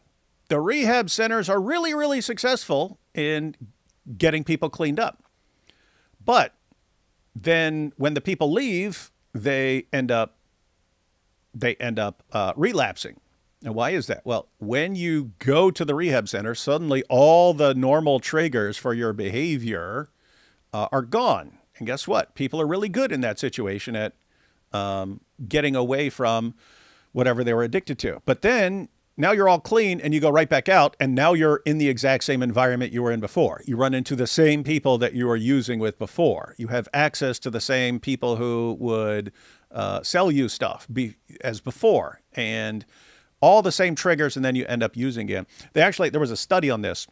It was in Vietnam. There was one area with the soldiers where it was something crazy. It was like 90% of the soldiers were addicted to heroin over there. It was like 90%. And that became a big concern because these guys were addicted. Heroin is one of the most addictive substances there are. People get all kinds of messed up when they try and get off it and so on. And so there was a huge concern. What do we do? The war's about to be over and all these guys are going to come back, and now we've got a ton of heroin addicts and so on. Anyway, those soldiers came back to the U.S. and then they were shocked because it was something super low, like 5% or something like that. That it was like 5 or 10% who kept using heroin once they came back, and they tried to figure that out, but they realized it was the massive environment change. It was, okay, over there in that area, you were around a bunch of other people who are using, you knew where to get it and so on. All of a sudden you get back here, you're around people who aren't using any of that stuff, and you don't know exactly where to get it and stuff. And it was much easier for people to break the habit getting in a completely different environment. That's why I told my brother. When he was up for parole, you need to get out of that entire state because you can't run into any of the same people. You can't run into any of your old friends. Can't do that. You need a clean break. So we actually set it up so that he moved to our state, and we had his parole switched down here. But yeah, anyway. Not going to be easy, but got to do it. Perhaps to some, but not to us. Sadly, this is not new. For decades, Europe has appeased and emboldened this terrorist regime. That's true. It has been a policy that has helped this regime survive and kill its own people. I hope the Swedish government will press the European Union and other countries to stand with the people of Iran and their struggle for liberty. I am pleased and heartened that so many members of the Riksdag across multiple parties are here today to hear a message from the people of Iran. On behalf of my compatriots who are far too often silenced, I thank you. Esteemed members of the Riksdag, this is no longer distant geopolitics. It is a security emergency on Swedish soil. The Swedish Security Service, SAPO, together with the Swedish Police Authority, has confirmed that the Islamic Republic of Iran operates within Sweden through criminal proxy networks. These are not surveillance operations alone. They carry out acts of intimidation and violence targeting Jewish communities, Iranian dissidents, and Swedish citizens at large. On the 3rd of March this year, shortly after the outbreak of the current conflict in the Middle East, SAPO issued an urgent public warning of a heightened threat level. This is not speculation. This is a statement from your own security services. And here is what makes this particularly corrosive. The criminal networks that Tehran employs do not cease to exist between assignments. They are embedded in Swedish society. They are the same networks already identified as a major internal threat to public safety. You guys getting this? Because it's not just about Sweden, but he's pointing out that You have a terrorist network, and you have these terrorist cells who just are waiting for their mission and so on. And it's like, don't think that other people. It's all going to work itself out. You have terrorist cells all over the place, including in Sweden. Don't appease these guys, and don't treat them like the good. Definitely don't treat them like the good guys. Sweden has responded with resolve. You have restricted visas for Iranian embassy staff. You prosecuted Hamid Nouri for crimes against humanity under universal jurisdiction, setting a historic precedent. But it did not last. Sweden returned Nouri to Tehran, where he was given a hero's welcome by his fellow murderers. While he was allowed to return to boast of his crimes on state television, Dr. Ahmad Reza Jalili was forced to continue to suffer in the regime's torture chambers. It was 10 years ago that he was taken, and he is still captive. Decisions like this embolden the regime to take more hostages, to commit more crimes, and to further defy the world. A French senator told me a few months ago, our governments have become hostages to our hostages. But governments still have a choice whether to give in to blackmail or not. Václav Havel once said that the only genuine security in the world is a security rooted in truth. The truth is, as long as this regime remains in power, Sweden and the free world will not be safe. Why did Sweden join NATO? Because of Putin's wars of aggression against Ukraine. That decision was correct, and it was necessary. Let us not forget that the Islamic Republic is not a bystander to Russia's war. Tehran has supplied drones and missile technology to Moscow. Iranian manufactured weapons have struck Ukrainian cities. Regime technical cooperation has sustained Putin's capacity to wage war against a democratic neighbor. As President Zelensky and I have discussed and stated together, the Russian threat to Europe and the Islamic Republic's threat to Europe are not two separate problems. They are two manifestations of a single challenge. Sweden now stands inside NATO's collective defense. But collective defense is not only military, it is political, economic, and moral. It requires that democratic nations recognize threats in their totality and also recognize the Islamic Republic's support for Russian aggression as the direct security concern that it is. Let me now speak not of present dangers, but of future possibilities. The relationship between Sweden and Iran has deep roots. In the early decades of the 20th century, Swedish experts and businesses built strong ties with Iran. During the celebration of the 2,500 years of Iran's civilization at Persepolis, Sweden was represented by then Crown Prince Carl Gustaf. His Majesty and I were sitting right next to each other and spoke of the future of our nations and people. That future, with a democratic Iran, would change the security calculus of the entire region and of Europe. It would immediately dismantle the proxy networks operating on Swedish soil. It would end the hostage diplomacy that has poisoned relations with Western nations for decades. It would cooperate on intelligence and the rule of law. It would cease its support for Russia's war machine. It would secure Europe's energy needs for decades to come.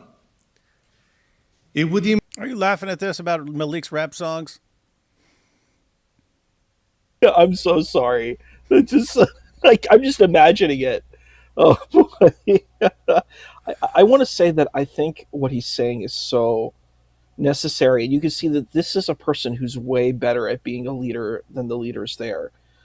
Iran needs a leader that cares about Iranian people and wants Iranian people to thrive and not be under religious oppression. Like, I don't know. I think this is like just common sense, you know? You would think, but, you know, according to our good friend, brother Daniel Hakikachu, you know, the evil liberal mind rot, liberalism is this horrible, evil thing. People having rights and freedom is such an evil thing. I mean, it's worse than, you know, killing apostates. Did you hear that debate with Brother Rashid where he said to him, he's like, Brother Rashid's like, dude, like my life is in danger because I'm a Christian. And then Daniel replies by saying, well, liberalism is destroying Muslims. And I'm like, liberalism's really good for Muslims. Are you kidding me? Like, Muslims have freedom? Like, what are you talking about? I'm like, I don't know. It was the most insane, crazy thing I've heard in my life. Well, This person whose life, yeah. no, the crazy part for me was that PBD put that together with good intentions, right? He was like, he wanted to bring on two Christians, two Muslims, point out, yeah, we disagree, but can't we unite? Can't we unite on some things and work together for certain things? That was a big push back then. That was, I mean, Jordan Peterson. Everyone had that view. This is just a few years ago, but everyone had that view back then. Hey, let's all just work together and unite against something else.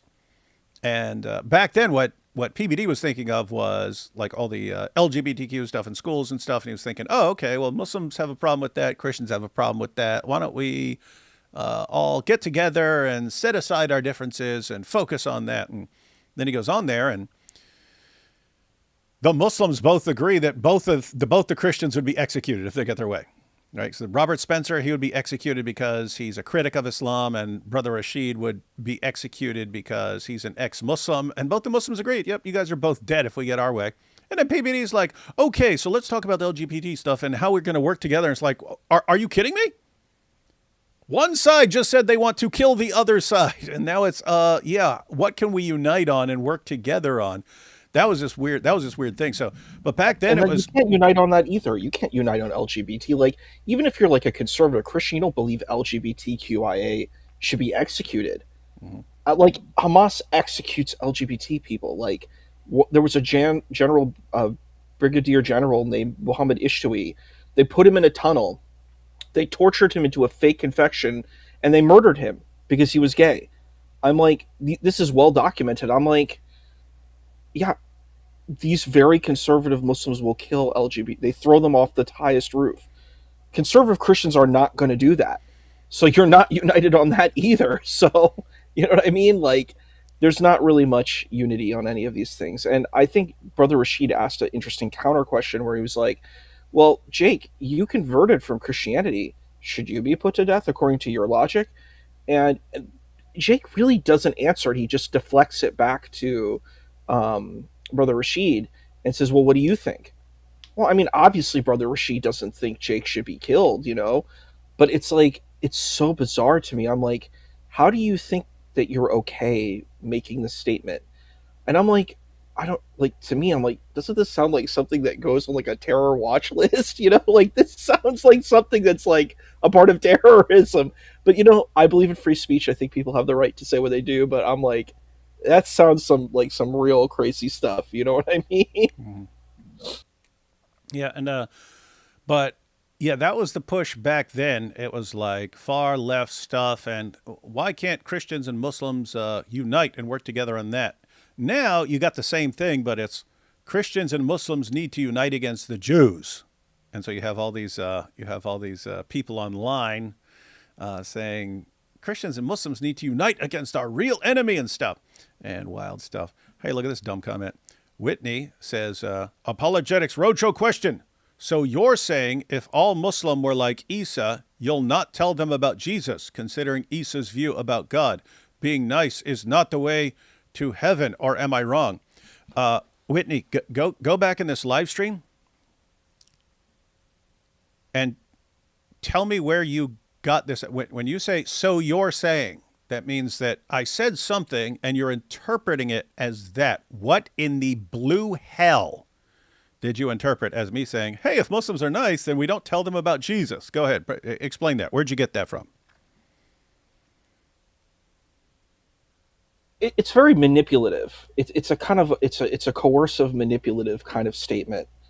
So you're saying, as Kathy Newman, and Whitney here went to the Kathy Newman School of Understanding Anything that anyone's saying. Don't know if you remember that, Issa, but Kathy Newman interviewed Jordan Peterson, and everything Jordan Peterson would say, Whitney would go, so you're saying that? And he would go, I did no, I did see that. no.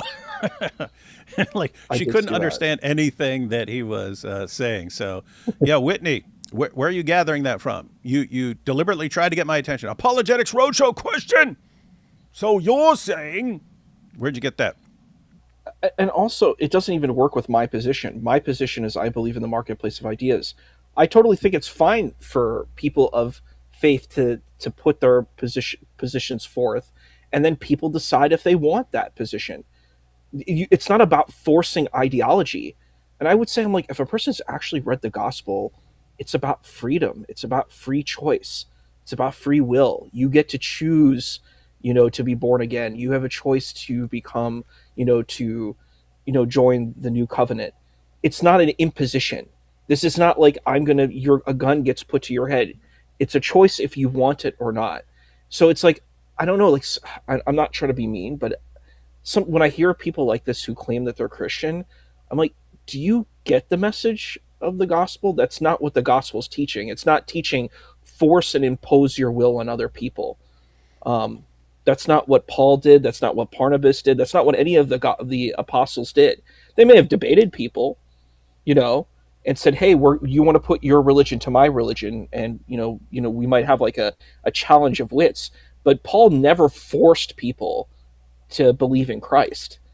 Peter didn't, Andrew didn't. None of these people did. So I'm like, maybe the Byzantine Empire did, but the Byzantine Empire is not the apostles of Christ. They're not the same thing. So, yeah. And, Daniel Hakikachu praised the Byzantine Empire. It's like, this is what real Christianity is. Like when they did the 5 on 5, and I'm like, yeah, Daniel, I don't think you understand Jesus or the apostles or any of it, but that's another aside, but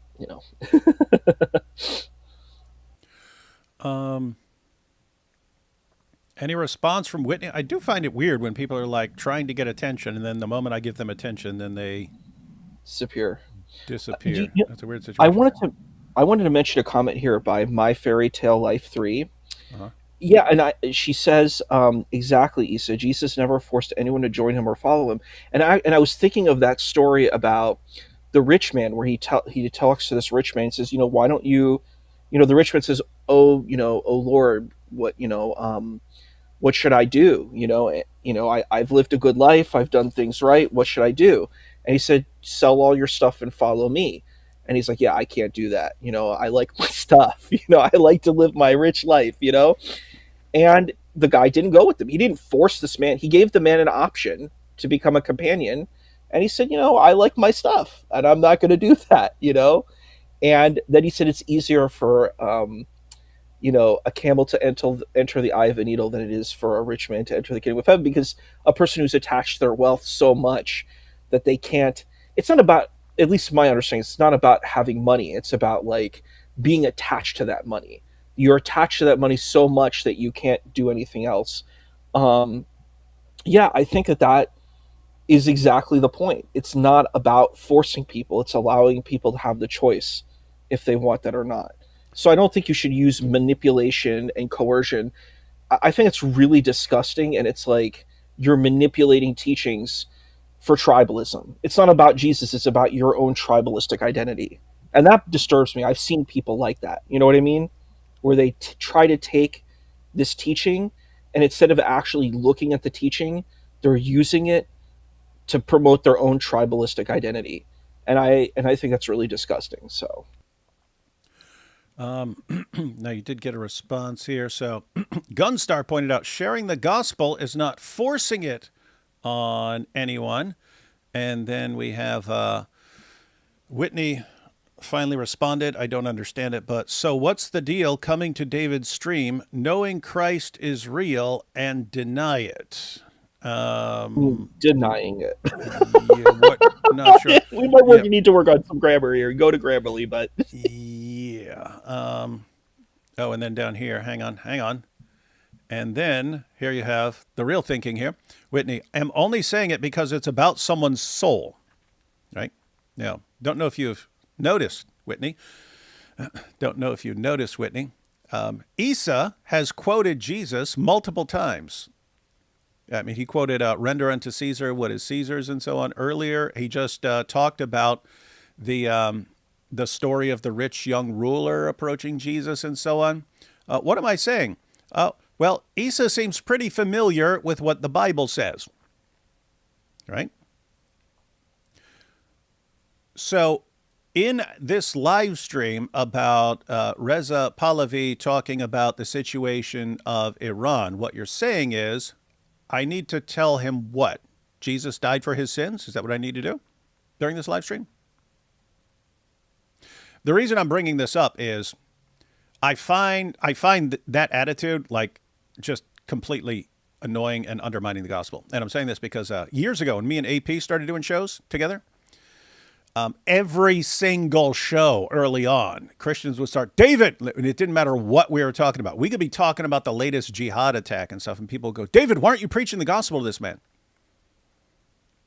And I would, I would, there was a point where I stopped and I go, okay, hey, AP, have you heard that Jesus died for your sins and rose from the dead and he's Lord? You go, yeah, I've heard that. Like, okay, do you believe that? And he goes, no, I don't believe that. And I go, okay, guys, he's heard the gospel. He doesn't believe the gospel. So are we allowed to talk about anything in the meantime? Right? And the issue is, it didn't matter what the topic was. People would say, no, you just need to be preaching the gospel. But AP had already heard the gospel. He'd heard the gospel. Guess what? Isa has heard the gospel. So am I just supposed to be telling them the gospel over and over again and we never discuss anything else, right? And it was to the point where I was like, okay, guys, if I were giving like if I were a math teacher and I'm giving a math lesson, do I have to like end the math lesson with preaching the gospel? Like, am I supposed to do that? There are people, yeah, and it's I think people got the idea, and it came a lot from it's like the Billy Graham days. The Billy Graham days. This is before your time, Isa, but there was a guy back in the day, Christian preacher, Billy Graham. Billy Graham would show up to a stadium, whole stadium, didn't matter, it could be a football stadium, whole stadium would be packed with people showed up for Billy Graham. Billy Graham would preach a clear gospel message. And then they would say, okay, who wants to accept Jesus? And thousands of people would walk down to accept Jesus. And you just had Christians got the mentality that that's how you preach the gospel. You preach the gospel, you preach a message, and you just keep doing that over and over again, and people keep converting. What was one, why was that so successful back then, and why are things different now? Well, guess what? Who was Billy Graham talking to? Who showed up during those things? Well, one, those are people, they already believed in God. They already believed in God. They already believed in, did they believe in the Bible? They believed in the Bible. Did those people already believe in Jesus? Most of the vast majority already believe in Jesus? Yes. They already believed it. They just never said, okay, I'm committing myself to following Jesus. All the beliefs were already in place. They knew they were sinners. They knew they needed a savior. They knew all this stuff. And so that's why you just, hey, you believe all this. Why aren't you following? And then people, he's got a point. Why am I not following him? And they would make a commitment. Now you got a completely different situation, guys. People have heard the message, but you have people who don't believe in it for various reasons. And so what do you think? Why would you think that every conversation needs to be preaching the gospel that they've already heard? Like, If every person I invited on, I just said, okay, I'm going to preach the gospel to you, and they've heard it before, like what do you think? So that's just how it works, right? Nabil, right? Me and Nabil argued for years, but guess what? Tons of times we're just hanging out, talking about other things, doing stuff, working together. Like if you were around, you would have said, me and Nabil were, goofing off, playing a game or watching a movie. Why aren't you preaching the gospel to him? Well, I've done that. It seems like it might take some processing for a while. So, no, you just have to be preaching the gospel to him. Are you saying that you never preach to him because he's nice and you get along? What the heck? So anyway. One thing I wanted to share. One second. I just had one more point. Guys, I actually view it as, I don't want to say an insult to the gospel, but like a diminishing of the gospel, where it's just this this message you tack on at the end of everything. If someone's heard the gospel and it is not a Christian or something like that, very frequently I'm talking about new atheists, like hardcore Muslims and so on. It's kind of a long process rooting through those ideas and stuff like that. It's not just, oh, I'm just going to say this. Oh, you're not accepting the gospel. Okay, get out of here until you're ready to accept the gospel or something like that. Usually takes a long time, sometimes years of going through these ideas and so on. And so the idea that the gospel is just whatever the topic is, talking about the war in Iran, you make sure you toss the gospel into there. To me, it's like degrading the gospel, right? It's like, oh yeah, it's just this thing you toss in and everything, no matter what the topic is, and you toss it in there. And it's like, okay, well, I don't think of it like that. I think it was like a deep, very, very deep, very serious issue. And hey, what is this? Sam exposed you, Brother Wood. When did this happen? Next. Sorry, what were you saying, Issa? And we'll give next time to explain how Sam exposed me. Look at this. He's sitting, I don't even know what you're talking about, but here I am, middle of a live stream. Do your worst. How have I been exposed? So remember when we had our discussion was it Texas? I think had our discussion in Texas when we first met. And we talked about Dawagandism, like Dawagandis. I think some people who call themselves Christians do the same thing. They're like very manipulative, and they take a position instead of just saying, look, this is my perspective. This is my faith, and I'm sharing it, and this is why it's important for me. And you sow a seed, and then you leave it be, and maybe you water it and you foster it. You do kind of, you'll have to excuse me for saying this, manipulative tactics. I think both these kinds of positions are not very different, where it's like, I'm going to coerce you, I'm going to insult you, I'm going to make you feel bad. And if you don't do what I say, well, you're not like me, you're not with me, and I'm going to exclude you. And I think the Dawagandis and certain Christian apologists do the same type of tactic. And I don't think it works. I don't think it actually is successful in getting people to want to do that. I think, like, for example, like a very successful kind of, I think, Christian apologetics, like for someone who were trying to persuade me,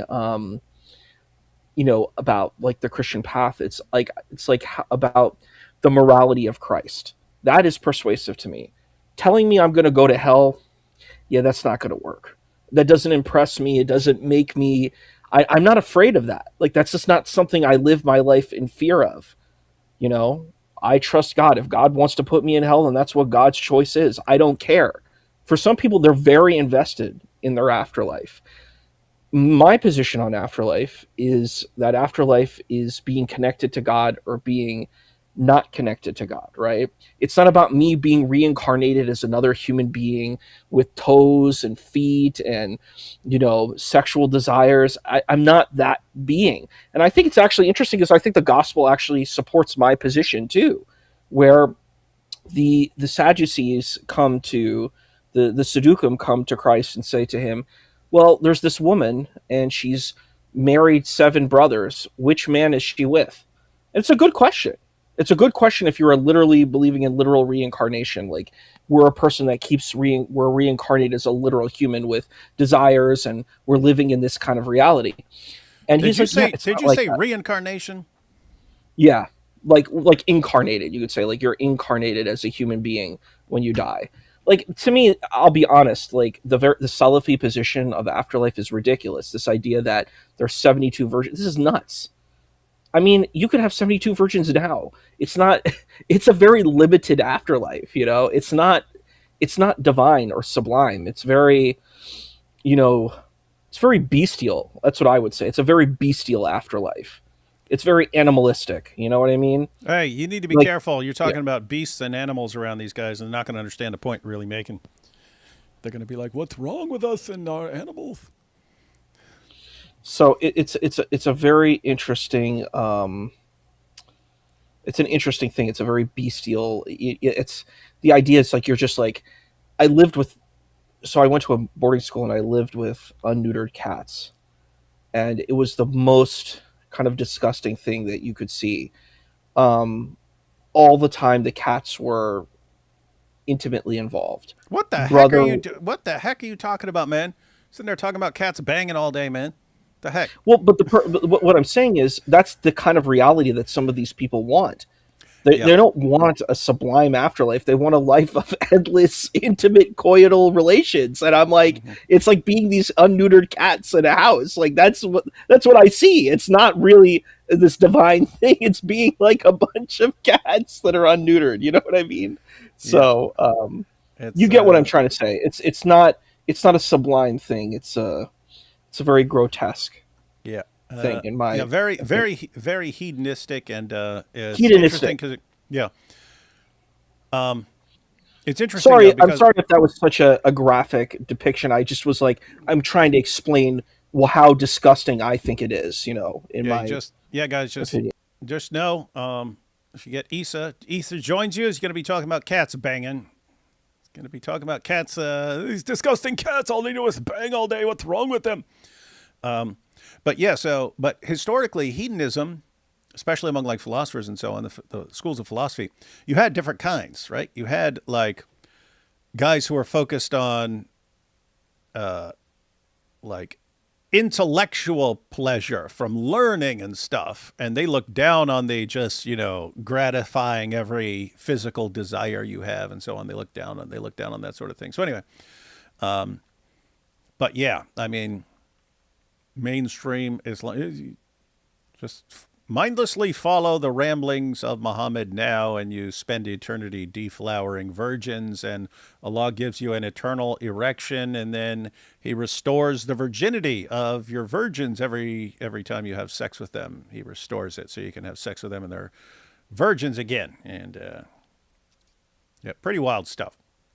Pretty wild, creepy stuff.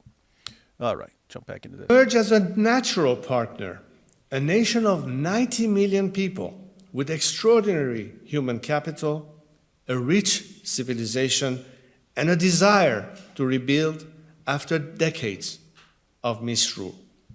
Oh, hang on. Trying to watch something here. Next, 00 whatever says, Sam exposed you, Brother Wood. And I asked, well, how did he expose me?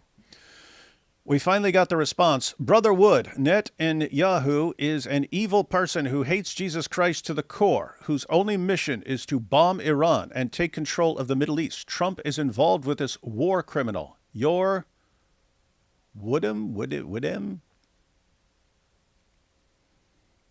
That what you got for Sam? Because that would be precise. That No. would be precisely why I can't possibly take him seriously on anything outside of like basic apologetics anymore. My question is And why would you BB either. Hmm? sorry. The one question I was asking, why would BB be hostile to Christianity? His greatest allies are Christian. He's going to be pretty respectful to Christianity. I would say probably Netanyahu, if you went into like his personal life, probably doesn't care much about it. Like he probably is more secular. He's like, okay, that's like their story and that's what they believe in. But like, it's weird. I watched this debate between Christian Zionists versus Christian anti-Zionists, and the Christian anti-Zionists kept bringing up this Talmudic passage about, excrement and Jesus boiling in excrement. And I'm like, that's not really accurate, and it's kind of very dishonest approach towards the Talmud. And the Christian Zionist, there was this very beautiful Christian Zionist, and she came up and one second though, and then you can finish. oh, sure, sorry. Next. You made a claim here. So he said, Brother Wood, Netanyahu is an evil person who hates Jesus Christ to the core.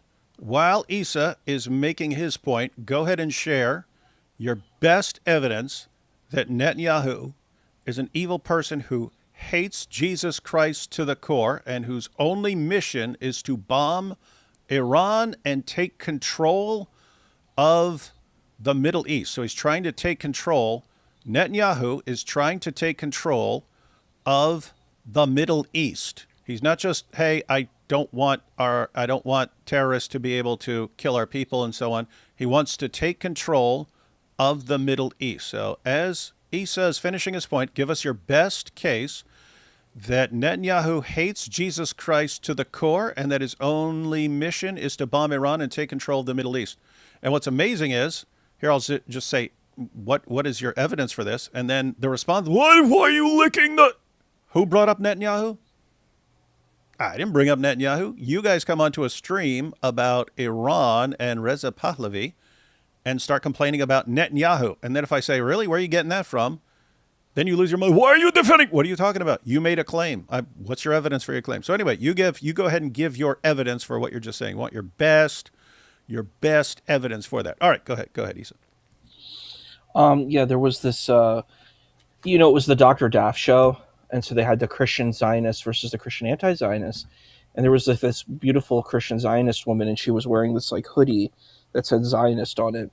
And she replied to this woman, the anti-Christian Zionist, who was talking about excrement. And she was like, yeah, first of all, it'd have to be Jesus Bar Joseph. She's like, that's actually, you would have to have that proof that is the correct Jesus, number one, because there are many people named Jesus, and that's an accurate argument. So, and also like the Talmudic text does not really analyze Jesus in the correct way. Like he's executed by the Sanhedrin. He's not crucified. It's a different story. He has a different amount of disciples. It's a different narrative, and that's okay. And I think the New Testament is a historical document in itself. It doesn't need to be dependent on any other text. And a lot of ancient texts were like that we view as historical. So it's like, this is not a problematic element. You don't need the Talmud to corroborate the New Testament. It's just a different story about a different person.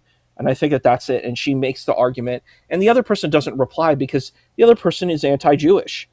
And I mean, this is the big question. I'm like, who is Jesus? He's Jewish. Who is Paul? He's Jewish. Who is Peter? He's Jewish. Who is Andrew? He's Jewish.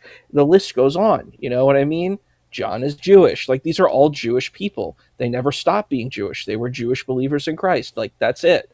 And I think this is really bizarre to me, where people are like, no. And like Muslims say this too. And I'm like, that's the dumbest thing I've ever heard. The Muslims like they were debating Avery, and I saw one debate, and the guy's like, do you know about the the Jewish Christians? And I'm like, they're not Jewish Christians. They're Jews who follow Jesus. That's it. Like, what are you talking about? You're like, they're separate from the Gentile followers of Christ. No, they were one community. You had Jewish followers of Christ and Gentile followers of Christ. Christian is a descriptive term. It's not necessarily like the term of the religion. It's a descriptive term. It's saying these are people who follow Christ. That's it, And I don't know. It's such a weird thing to me.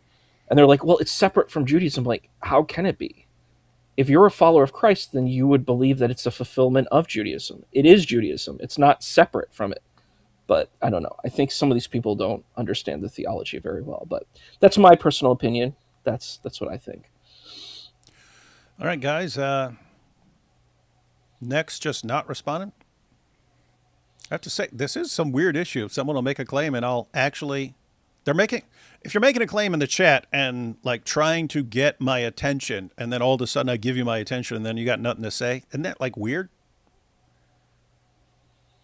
I mean, it's almost like one of the Dawa guys saying, "I challenge you to debate," and you agree to debate, and then they don't want to debate, and it's like, well, why were you running your mouth?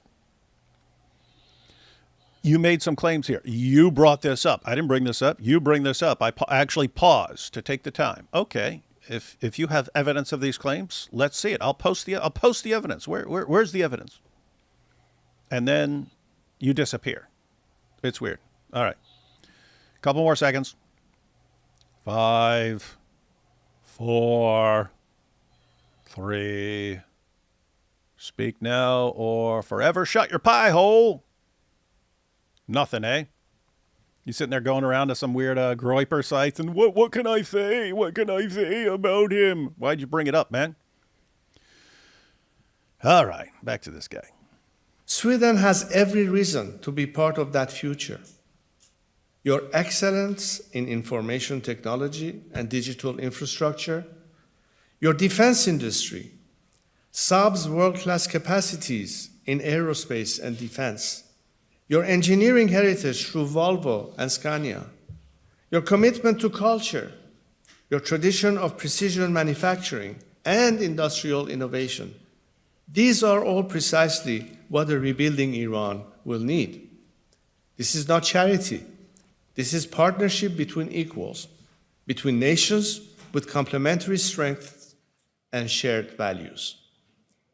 At this historic moment, as Iranians call upon me to help provide leadership towards a democratic transition, I reaffirm the commitment I have made through my life to serve as a unifying national figure, not a partisan one, not a claimant to power, but a facilitator of stability, of national unity, and of a peaceful transfer to democratic governance. I am not alone in believing this is possible. Together with economists, legal experts, security professionals, and civil society leaders from across the Iranian political spectrum, we have developed detailed transition frameworks. The Iran Prosperity Project. Hey, guys, again, what he's talking about now is, okay, if you have a regime change, what do we do? How do we, fix Iran after a war and after a government is toppled? Guess what? If that's handled correctly, those things can work. It's something like the number, like Japan and Germany, I forget what the order is, but they're like the number 3 and number 4 economies in the world today. Germany and Japan, in one of those orders. They're ranked number 3 and number 4 on the planet. So United States, number 1, China, number 2, and then Germany and Japan. Well, think about that. I mean, they were bombed down to, Germany was just bombed to rubble in certain places. And they had a government change. And I mean, Japan was literally nuked. They got multiple atom bombs dropped on them. Right? What happened? Well, a bunch of nations worked together and helping them rebuild and so on. So anyway, point is, you can have an even radical regime change and even after a war, and you can rebuild and become successful. So it is good that he's thinking towards the future and thinking, okay, how do we actually move forward, and coming up with a plan and a coalition to help with that. Because guys, people are like, oh, the price of gas and stuff. Like, do you seriously not understand how awesome it would be to have a free functioning Iran that gets along with the rest of the world, like most of the people there would love to do? You don't understand what an awesome change that would be for the world. Like, I have to say, it's to me, make gas $20 a gallon if that's what it takes to help get that regime and help get freedom for the people there, so they don't have to get murdered just for wanting the freedom to not cover their heads and things like that. To ensure institutional continuity, prevent instability, and allow rapid national recovery after the regime's end. There is a plan, there is a path, there is a responsible alternative. Even within the state apparatus, the fractures are deepening. Reports indicate that members of the armed forces and security institutions are increasingly refusing orders to participate in violence against civilians. Many have quietly signaled where their true loyalty lies, with the nation, not with those who repress it. When the path emerges, I am confident they will act. No government can survive once it loses the willingness of its own institutions to enforce repression. We are approaching that moment. Let me conclude, esteemed members of the Riksdag, with what I believe is the simplest and most important truth of this address. The Iranian people are not asking you to fight their revolution. They are already risking their lives doing that themselves, with a courage that should humble all of us. They are asking something far more modest. Do not legitimize those who oppress them. Do not strengthen those who terrorize them. Protect those who have sought refuge among you, and prepare for the day when Iran stands free. You catch that, guys? That was interesting. He said, hey, the Iranian people aren't telling you go fight their war for them and so on. They're saying quit legitimizing the people who are oppressing them and so on. And, everyone be prepared for, a good future for them and so on. So, stop helping the regime. Stop encouraging them. Stop making them think that,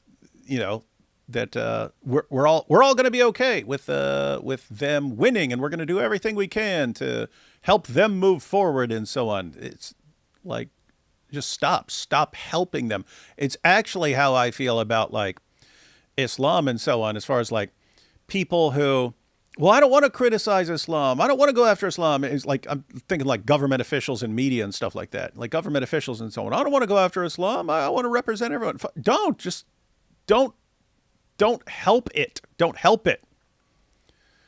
Don't condemn people who criticize Muhammad, right? We'll do the criticizing. Quit supporting and encouraging the Dawa guys who ultimately want to subjugate the entire world. They want to take over and subjugate the entire world. Stop defending their ideas, and stop calling people Islamophobes when they respond to this stuff. Just you don't have to do what we want to do. Just stay out of the way, man. Sounds like he has a similar idea here. There are moments in history when neutrality is not a position, it is a decision. When caution is not prudence, it is complicity. When history quietly presents a question and waits with terrible patience for an answer. Churchill faced such a moment in 1940. Václav Havel faced it in 1989.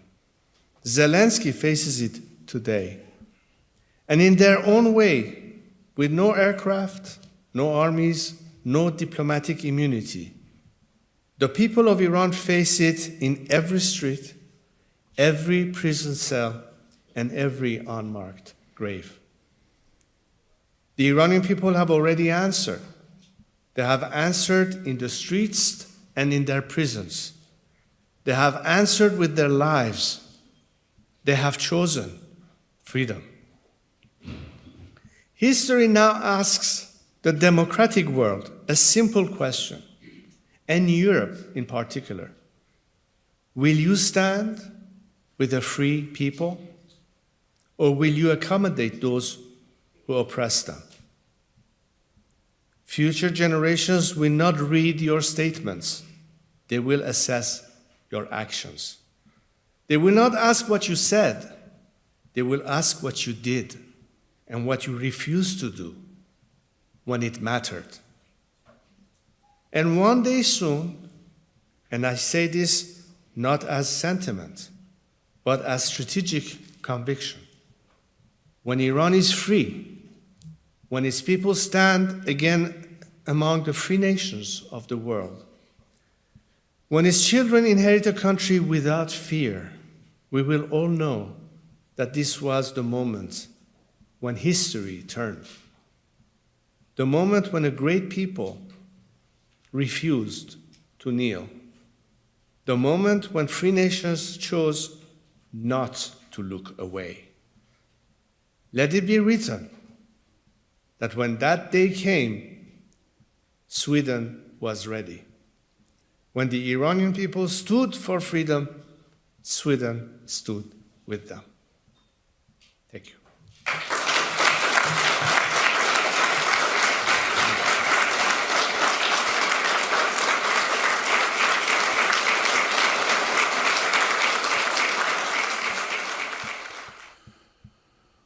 Good speech, good speech. Next here says he gave a response above and hopes that God enlightens me. I guess God enlightens me with the awesome wisdom of Shamoun and so on. Anyone see his response? I don't see his response. Next, repost your response because I don't see it anywhere. I don't see people responding to it. I see them responding to your claim that you hope God enlightens me so that I too can hate Jews and think that Sam Shamoun is great and must always and is super wise and understands how the world works and his whatever he says needs to be followed by everyone just like he wants. Repost it. No distractions now. Repost it. You said you posted it. Shouldn't be hard for you to find.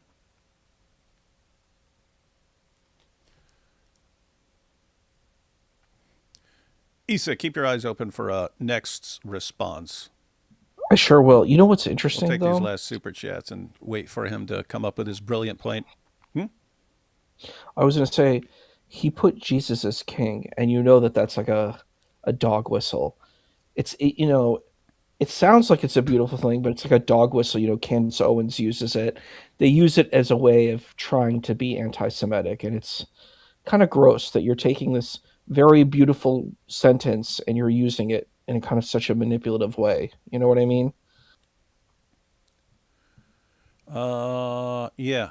Dane here says I never saw one. I couldn't find one either, and I even searched for it and I couldn't find it.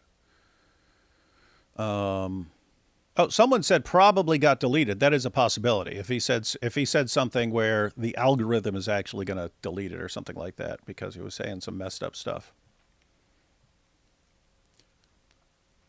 Next, repost your stuff, man. Am I not merciful here? This guy comes in here. The Amazon destroyed and exposed you on what? Netanyahu. He's Christian. He's trying to take over the entire Middle East. Okay, show some evidence for that. I posted it. Where? That's weird.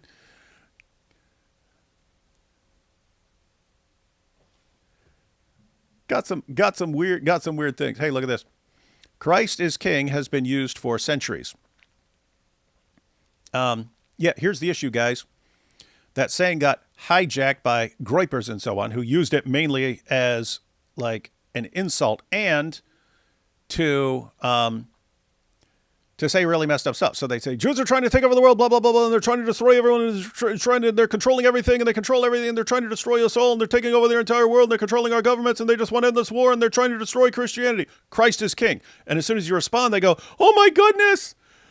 They're objecting because they're saying we can't say Christ is king. They're oh my goodness, they have a problem with Jesus being king, and it was all manipulation.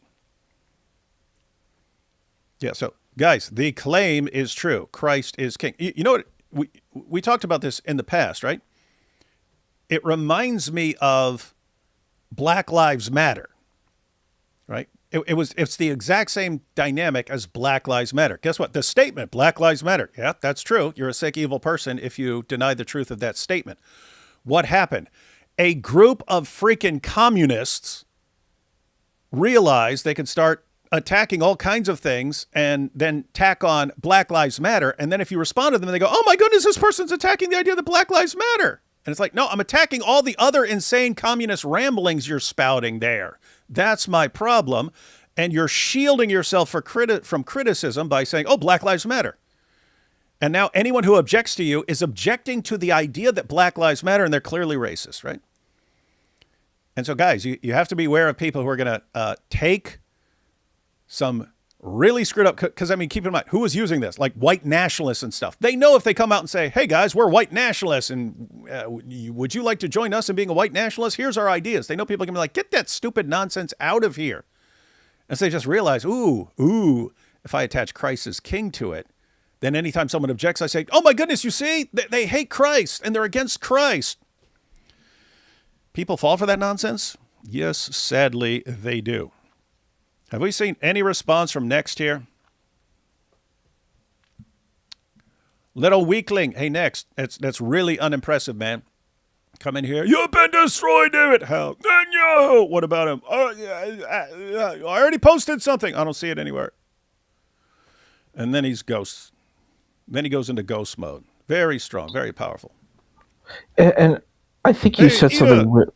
Oh, go ahead. I think you said something really important.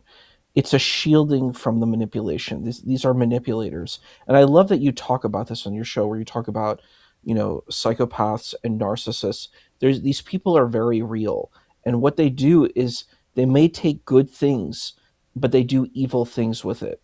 And I'm going to give a little bit of a nerd reference here, but I think it's important. There's this old video game. It's called Ultima, and it was really popular. It was one of the early old games, by this guy named Richard Garriott. So it kind of goes to this series where you're this avatar and you have to save the world and all this kind of stuff. And in the 5th iteration, what happens is you kind of create this sort of religion for this world called Britannia. But what happens is there's these like 5 ghouls that are around, or maybe 4. It was something. It's several kinds of like ghouls that are around. It's and the what nerdiest they do, thing I've ever heard in my entire life. Okay. But they use like dark influences on the people.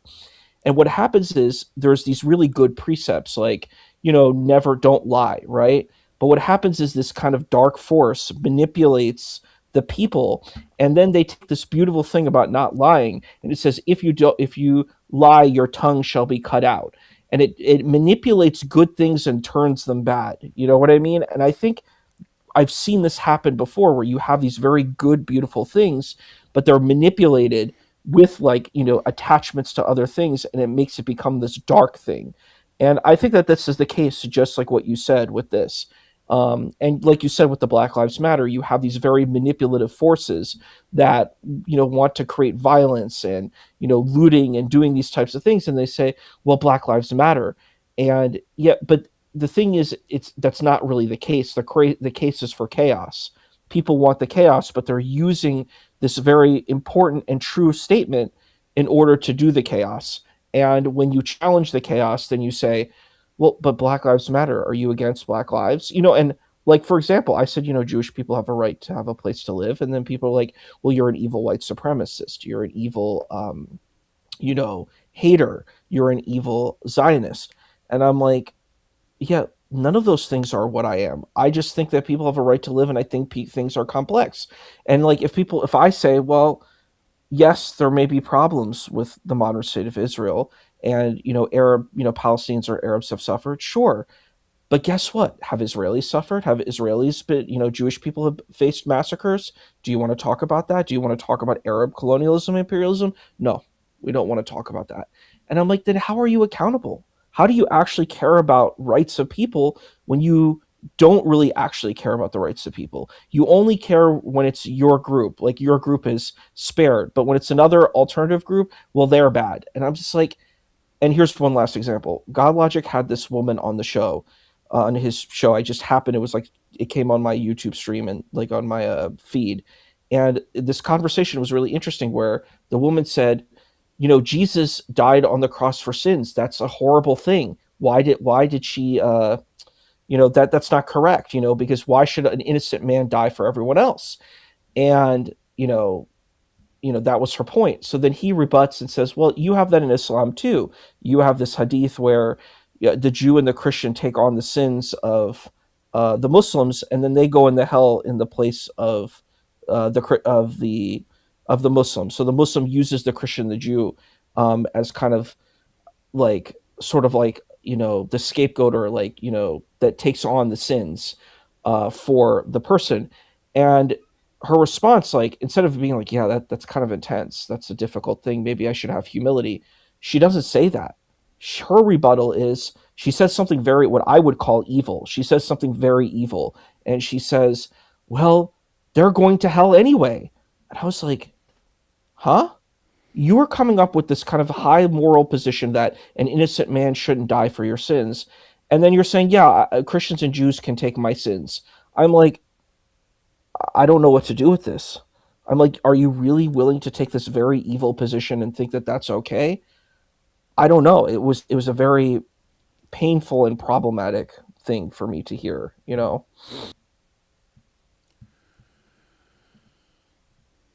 Man up, Isa. Quit being hurt by everything. Sorry. Sorry for going on too long, but that was just, that was the Did anyone see anything by Next? I've seen some other people sharing what Sam is talking about or something like that, but nothing from Next. That is seriously, it's a seriously weird problem. This making a claim, and anyone who asks you about anything, then you go into ghost mode and can't defend anything. And then you say, oh, I did respond, and no one saw your response. And it's like, okay, seriously? All right. Let's go ahead and check this out. Whitney says, Sam said a lot. One, you're being paid by Jews. Who? When? When did this happen? Because I got these shekels? What do you mean, super chats? People in the super chats? I mean, I guess I'm getting paid by Muslims too, because Muslims sometimes leave super chats. So I'm getting paid by Jews and Muslims and atheists, and yeah, there we go. Yeah, I'm getting paid. And what's the other one? 2, you're using the Islamic dilemma to give yourself a name, and you did not contribute anything to it. Everyone who's watching, do you think I'm using the Islamic dilemma to give myself a name, or because it's a good argument and I want Christians around the world to know it because it is the ultimate dawah stopper?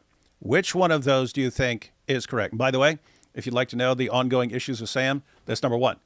This is the thing. He will assume the absolute worst about you. And it's once he doesn't like you. If he likes you, then that's one thing. As soon as he doesn't like you, in every single situation, whatever the worst possible motivation you can have for anything you're saying, that's the one. Okay, so I'm being paid by Jews. Anyone? Does any serious person here think that I say the things I say because I'm being paid by Jews? So one, which Jews am I, like super chats? Like people leaving me super chats and stuff like that? Ida leaving super stickers? That's why, so I'm saying things because of that. And what, like Ida's telling me behind the scenes what to say? So that's one. Guys, do you think I decide what to say? Keep in mind, I've received thousands of death threats over the years. I don't back down. I dial it up every single time. And no, truth is still true says Whitney was telling you what Sam was saying, not what she believes is how. I'm not saying Whitney believes it. Yeah, Whitney, as far as I can tell, is just saying what Sam has said because Next isn't answering. So yeah, I have no reason to think this is Whitney saying what Whitney believes. This is Whitney saying what Sam is saying. Yes, I'm aware of that. So guys, think about this. Why am I saying the things? Why am I saying the things that I say? Well, what's the kind of like worst possible reason I could be saying? Because the obvious interpretation would be, well, because I believe the things I'm saying and I say what I believe. And if you don't like it, I don't care a whole lot. And I'm just gonna tell you what I think. And if I think you're wrong, I'll tell you I think you're wrong, and so on. So I say the things I say because I believe they're true, and because I believe that that I need to say them and I shouldn't not say them. So it's either that or I'm just getting paid by Jews. Do you not realize how absolutely pathetic that is? It's like a sloppy. It's like a pathetic way to just dismiss anything anyone says. And it's like when people said anytime anyone tweets anything responding to any claim, they're getting paid $7,000 by Mossad. That was just a cheap, easy way to not have to respond to what someone's saying. Someone says something you disagree with. Oh, you got paid to say that. And so you've got Sam Shamoun, who has the brain, who has the mental ability to be the greatest apologist who's ever walked the planet. It's a man who has been gifted by God with the abilities. He could destroy Islam single-handedly if he had the slightest bit of common sense, the slightest bit of wisdom, if he had more integrity, and if he wasn't like this. Oh, you disagree with me? You're getting paid. What's the other one? You're using the Islamic dilemma to give yourself a name. Okay, so a couple possible explanations. I'm using the Islamic dilemma because I think it's a good argument and I want Christians to use it, and I think that it's massively beneficial to the church to learn this argument. And they would completely stop dawah in its tracks. Or I just want to give myself a name. See what I'm saying?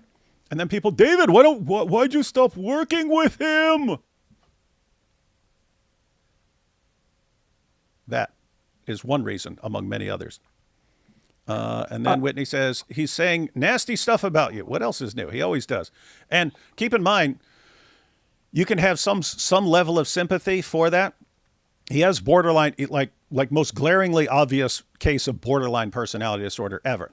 People with borderline personality disorder, they act in certain ways that drives everyone around them away from them. But they are maniacally obsessed with people not abandoning them. Guys, you can look it up. Go to, if you don't believe me, just go look that up. Go to AI and say, what's the mental disorder of people who drive other people away with their terrible behavior and yet lose their minds and become stalkers and so on when people don't want anything to do with them anymore. It's called borderline personality disorder. So you can have some level of sympathy. What we can't have sympathy for is that he never does the slightest things to change it. But yeah, go back. Look at everyone who was around him. Sam and I were best friends years ago. Sam was really good friends with Anthony. Sam was really good friends with my wife. Sam was married. None of us want anything to do with that guy. So let me guess. In his mind, it's all us. It's just weird. Everyone who's ever close to him eventually wants nothing to do with him. And yet it's everyone else's problem, and he's not the source of that problem. Isn't that weird? So he's saying nasty stuff about you. Yeah. What else is new? Then we have Gunstar says, David brought back Sam from irrelevancy by 1, letting him be a part of Islamicize Me, and 2, letting him co-host his old channel, Act 17 Apologetics, several times. Sam is an ungrateful and insecure heretic. He said you slandered him but still endorsed him. What did I slander him about? When did I slander him? And as far as endorsing him, I've been saying I just said it. That guy has abilities I've never seen. He takes his abilities that were given to him by God and uses them to attack everyone who doesn't do what he wants. So he's got a combination of borderline personality disorder and narcissistic personality disorder. Serious problems. Guess what? I have a personality disorder. It's called antisocial personality disorder, right? I'm someone who's understood that I have a problem, and then, okay, so I have to take that into account and try to not ever let that destroy everyone around me. In other words, I need to take responsibility for dealing with my problem, right? And can't just expect the rest of the world to be fine with it because I'm so great and they all just need to put up with anything I do. No, I need to take steps to modify my behavior so that I do not destroy people around me. And then if you're really good, you can find that if you have some sort of personality disorder or something like that, it can actually help and be a benefit in certain situations. So you can actually say, hey, I'm defective, but I believe God can use my defects even to accomplish his purposes in this world. That's how you do it. Or you can just say, nope, here's what I am, and anyone who has a problem with me destroying everything around me, they're evil, and they're the ones with the problem. You end up just like, you end up alone and miserable, and then instead of recognizing that you're the source of your problems, you just attack people more and more. So yeah, Sam attacks me because I abandoned him. Because, and I'm the one who stuck with him for years, right? He had these problems for years. It was always in my mind that because I had a problem, What? Where's that echo coming from? That's weird because you're wearing headphones. Get an echo somewhere. I don't know. I don't know what it is. Yeah, it's weird. Yeah, because you're wearing headphones. So I don't even understand how I'm getting an echo. So yes, I come from a massively dysfunctional family where you can't just turn your back on someone because they're messed up. You can't just turn your back on someone because they OD. You can't just turn your back on someone because they're an alcoholic. You can't do that.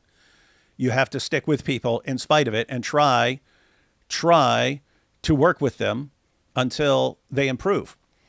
So I tried that for 2 decades with Sam. He got worse every single year. He got more self-centered, more attacking everyone else around him every single year until I'm just to the point where, okay, now he's just on his channel, and anyone who says one word of disagreement starts calling them whore and slut and saying he wants to help people grape their mother and stuff like that. It's like, okay, now I can't be associated with that at all.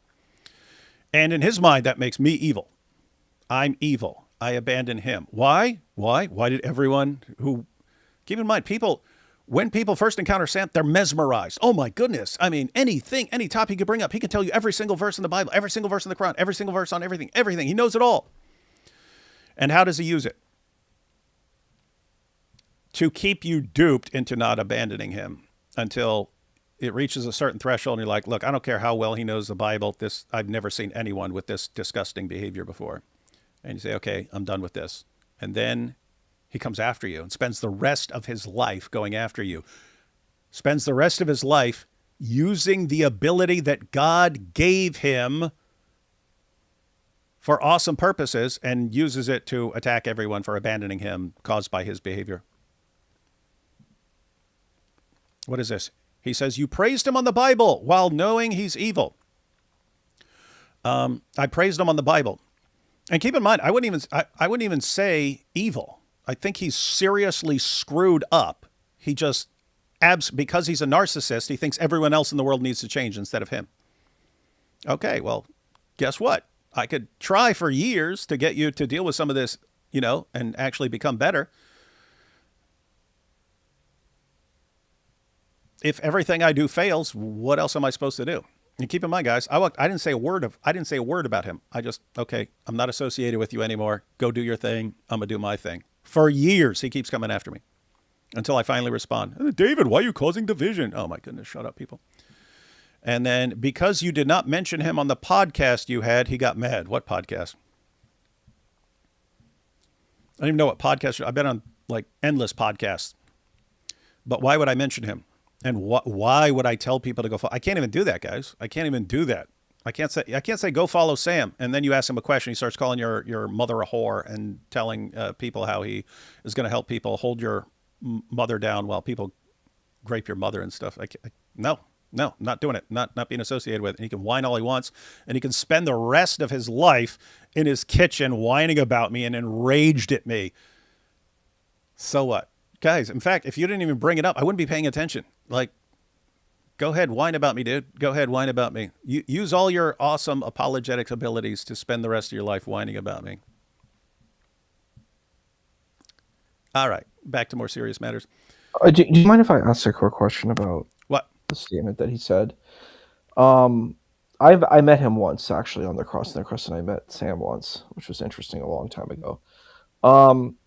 I thought it was strange about the Jewish thing. This is something I don't understand with Christians. I'm like, why are you, and Junior brought this up too in our debate. I'm like, why are you attacking Jews? Like, Jews are a part of this narrative. And I don't think that the gospel even attacks Jews at all. It mostly attacks hypocrites. The major players in the story are Jews. So yeah, it's like saying, like when you have like two Irish people and they kill each other. I get, was there Irish crime? I guess you could say that, but the major figures of the narrative are Jewish people. That's who you're dealing with in this narrative. It's not really saying Jewish people are inherently bad because the heroes of the text are Jews. So it's like I don't understand Christian anti-Semitism. Like I don't understand how a Christian can be anti-Semitic. Like, okay, there are people who don't believe in Jesus. Okay, it's not about them being Jewish. That's irrelevant.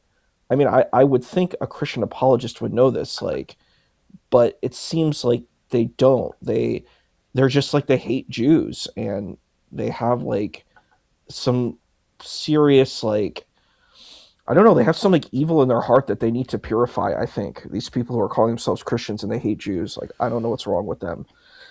Oh yeah, yeah. I mean, it's really. I mean, it's kind of the same thing as people who hate Jews, no matter what their background is. It's some people just want someone to blame for all their problems, and it makes them feel better if they're blaming someone else for all their problems and so on. And you got Christians who are the same, but it's you have people who just hate Jews, but then if you're a Christian, then it's why do you hate Jews? Oh, it's because of this, because of look what they did to Jesus or something like that. And so it's just like you're looking for a justification. And with Sam, it's a little different. It's Sam decides everything based on his feelings and emotions, but he has the mental abilities to rationalize and justify anything. He can come up with a case for anything. Anything you're saying. Sam could be like mass murdering old ladies for fun. And if you said you shouldn't be doing that, he would instantly come up with some biblical case for defending his behavior. So that's what I mean. He uses his abilities, which are meant to defend Christianity, and he uses them to defend his own disgusting behavior. Right?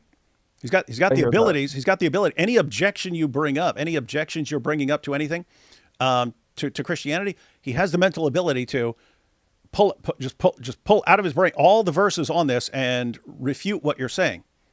He uses the exact same ability to, hey, why are you saying you're going to help? You want to help people grape someone's mother? Why are you going to say that? He would come up with a defense instantly, and it's I hear just that. that's not why you have that ability, man. One other comment I wanted to say. So I studied African American studies, Africology, and there was a certain strain of kind of like hostility to people of European ancestry. And it's understandable because of the transatlantic slave trade, which was primarily people of European ancestry doing it. I understand like this term they said that people of European ancestry are demons and devils and all of that's like the Hebrew Israelites hold this particular rhetoric. I think it's a pretty disgusting type of rhetoric because you're generalizing a whole group of people. Did some people of European ancestry do evil things? Sure, they did. But does that mean I will now hate all people of European ancestry? No. But if we take this narrative of saying, well, some Jewish people did something bad, then I would have to grant this other position.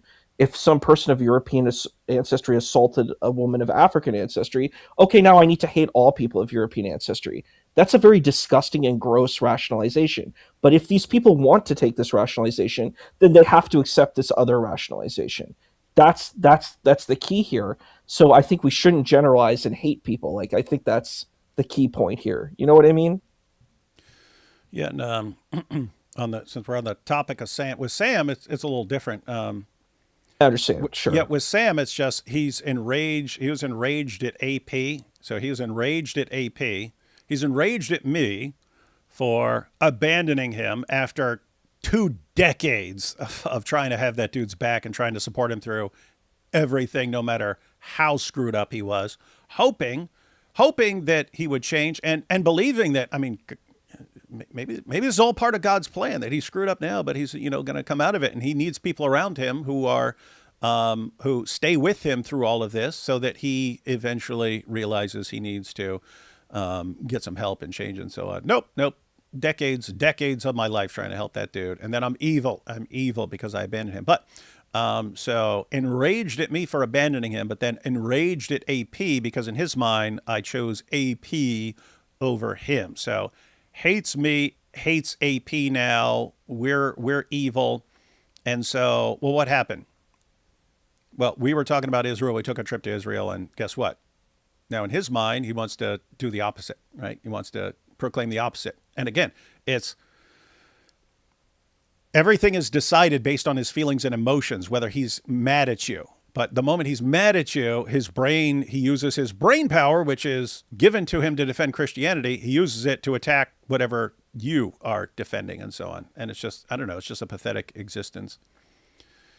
And but Joey here says, love you. I'm sad and drunk. I love seals. The stinky animal. What if I died? Please pray for me. Hi, I like seals. David Wood, you're kind of like a seal. I guess if you like seals, that's a pretty good compliment. But yeah, man. Hey, dude, get some sleep. Don't be a drunk posting here. Just go to sleep, man. Wake up. Find a Alcoholics Anonymous group and start talking to some people. Oh, Whitney answered, because I was like, what podcast? I've been on tons of podcasts, the Sean McDowell podcast. So Sean McDowell had me on, asked me about my testimony, and then we eventually got to the Islamic dilemma. So supposedly I was supposed to talk about Sam Shamoun and send everyone to Sam Shamoun. I don't want to send anyone to you. I know what happens. They'll go to you. Their minds will be blown by your knowledge. And then they can become so enamored of your ability to take them through scriptures that they'll start thinking, well, maybe I'm wrong about thinking this behavior is horrible. And you actually start convincing people that your behavior is okay. And it's not okay. It's disgusting. It's absolutely disgusting. Sam, if you're torturing puppies, if you're just like torturing puppies every night, you just torture them and like murder them and stuff, but you really know the Bible really well, would you think, oh, I need to keep recommending this guy. Everyone follow this guy, the puppy torturer, but he really knows scripture. It doesn't work like that, dude. It doesn't work like that. And you should know that because you know the Bible really well. Guess what, Sam? Did the Pharisees know all the details of the scriptures? Did the Pharisees did they know that stuff? Yeah, they did. Did Saul of Tarsus know that? Yeah, they knew that stuff really well. And Jesus still blasted them for their terrible behavior and their hypocrisy. And just think about it, man. What did Jesus say was the leaven of the Pharisees that people need to be aware of? Their hypocrisy. So keep in mind, is unmatched knowledge of the scriptures enough if you are a terrible, awful person who treats everyone around you like absolute garbage, and you demand that no matter how terrible and disgusting and repulsive your behavior is, everyone has to just go along with it? Like seriously, you don't know why I don't send people to you. You don't understand why I'm on Sean McDowell's podcast, and you don't understand why I'm not going. But guys, make sure if you really want to know stuff, go to Sam Shamoun. You don't get it? Like seriously, do you not understand? The fact that you don't get it is part of the problem. That's it. You don't get it. Everyone, what? I don't understand. All I do is like sit here and call people whore and slut and slut and whore and slut. It's like the most disgusting behavior imaginable, but I don't understand why people have a problem. Dude, get a life, man. Get a life. Dude, and I'm serious about it. Like, dude, I've said it before. Look up, sit down, look up. Psychiatrists, walk in there, describe your life and your thinking. They're going to go, oh, borderline personality disorder, narcissistic personality disorder. Okay, we're going to put you on some therapy to try and help you with this so you can stop destroying everyone around you. That pretty easy, simple first step that you refuse to take because it's the entire world that needs to change, not you. Okay, well, if you do not deal with this, you're just going to be alone and miserable for the rest of your life and spend the rest of your life attacking everyone who doesn't submit to you. Like, really? That's how you want to spend you'd rather do that than realize you have a problem and try to do something about it. Come on, dude. Get a life. Get a life. What were you saying? I'm so sorry. I didn't mean to interrupt. The thing I was going to say that I think is really like critical is it's actually linked to what you were saying, what we were talking about before, where people were not. I don't think we're speaking very appropriately to me. I feel it's the same kind of vein where I think some people, they're born in families, and then they think they're entitled to say, well, I'm a Christian because I was born in this Christian family, and they're not any different than the people they're critiquing. Like, they critique Jewish Pharisees and Jewish Sadducees, and I'm like, what is the difference? Just because you wear a cross, you think you somehow are somehow different than these people? You're the same people. You're not any different. You carry the same kind of thing of arrogance and ego. And I'm like, that's not what Jesus teaches. It says in the text, at least my understanding is, we're all flawed. We're all in sin. We're all without. So we don't have a right to have this extreme ego and arrogance. We have to constantly practice humility. And it's hard. It's difficult. Because, and you had mentioned this before, you were talking about Nabil, and you said the difficulty he had was like a kind of like an ego. And I know it can be very tough. Like, if you're like, you said, well, I live life good. I've done everything right. I didn't do any immoralities. I've done everything good in my life. But that way of thinking can lead to a really dark place, because then you start thinking you're better than other people. You start to have arrogance and ego, and it's hard. And look, what you're talking about is the manifestation of ego and arrogance. Just because you know these teachings doesn't now mean you're a good human being, or that you've done the teachings correctly. You could fall into the pitfall of like this ego and arrogance and hubris, and it's extremely dangerous and it's intoxicating. I've seen folks do that. Like, I think of these like charismatic like preachers, like the prosperity gospel. They go into it and then they just start making all this money, and all they do is they're like, sow a seed today, put $1,000 in my bank account. And it's like, I get it. I get where it's coming from. It's like, well, I have this really beautiful teaching, and I'm getting all these lucrative things from it because I haven't really purified myself as the text has said. And I think that it's difficult. It's a really difficult line. I think the lesson that you're sharing, and I think it's something I try to practice for myself too, is like just purifying the ego and the arrogance, and not allowing that ego and arrogance to kind of take over. And that's something that I would encourage the folks in the chat who are talking like this, to me, and what you were saying about Sam Shamoon, they need to practice humility. And if you want to bring people to Christ, you have to be in that state. And I think that's important. Here you have it, everyone. Our friendly Sufi Muslim Jew telling people how to win others to Christ. Isn't that weird, everyone? Isn't it weird what happens? Epic version of AP. You are awesome. Oh, hi, David. They're calling you epic version of AP. Shah, the Father, the Son, Holy Spirit, Iranian people, the Trinity for Iran, Pope Leo, peace for the Middle East. Don't understand where you're getting at there. We are all Christians. Renee Gerard. Isa, in 1 Samuel 8, God says Israel rejected him as king. He allows a human king, warns it's worse. Wouldn't direct rule by God be better? It's that's a really good question. I remember that narrative, like the shift where the Israelites are like, well, we want a king, like everyone else has a king. And then you see the kind of disasters that come with the kingship. It's difficult. And I think it's a lesson for us that we have to be careful of getting into king worship or emperor worship, Now you say, wouldn't direct rule by God be better? Yeah, direct rule. Yeah, but people don't want to do that. They'd rather have a human king. So that's just reality. Exactly. Amen. Thanks. Love you. Yep. Check out Celebrate Recovery. It's a faith-based group for hurts, habits, and hang-ups. Not familiar with that, but it's good. That sounds good. You see, Isa's camera is shaking up and down while watching Reza Pahlavi. He gets... Oh, what the heck is wrong? But this is what happens when you get these Mike Winger fans. So you're saying if all Wingalings are like Spock from Star Trek, you'll not tell them about Jesus, considering Spock being nerdy like Mike Winger. Now, I was saying that. That's true. I watched Robert Spencer's talk at... I forget that. That's Young Americans Foundation or something like that.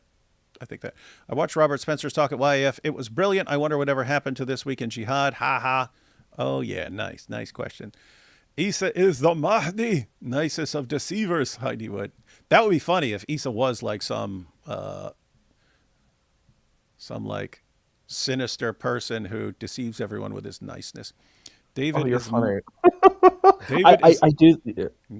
Sorry. I on that one comment. I listened to the Mahdi talk and I shared it with Mom.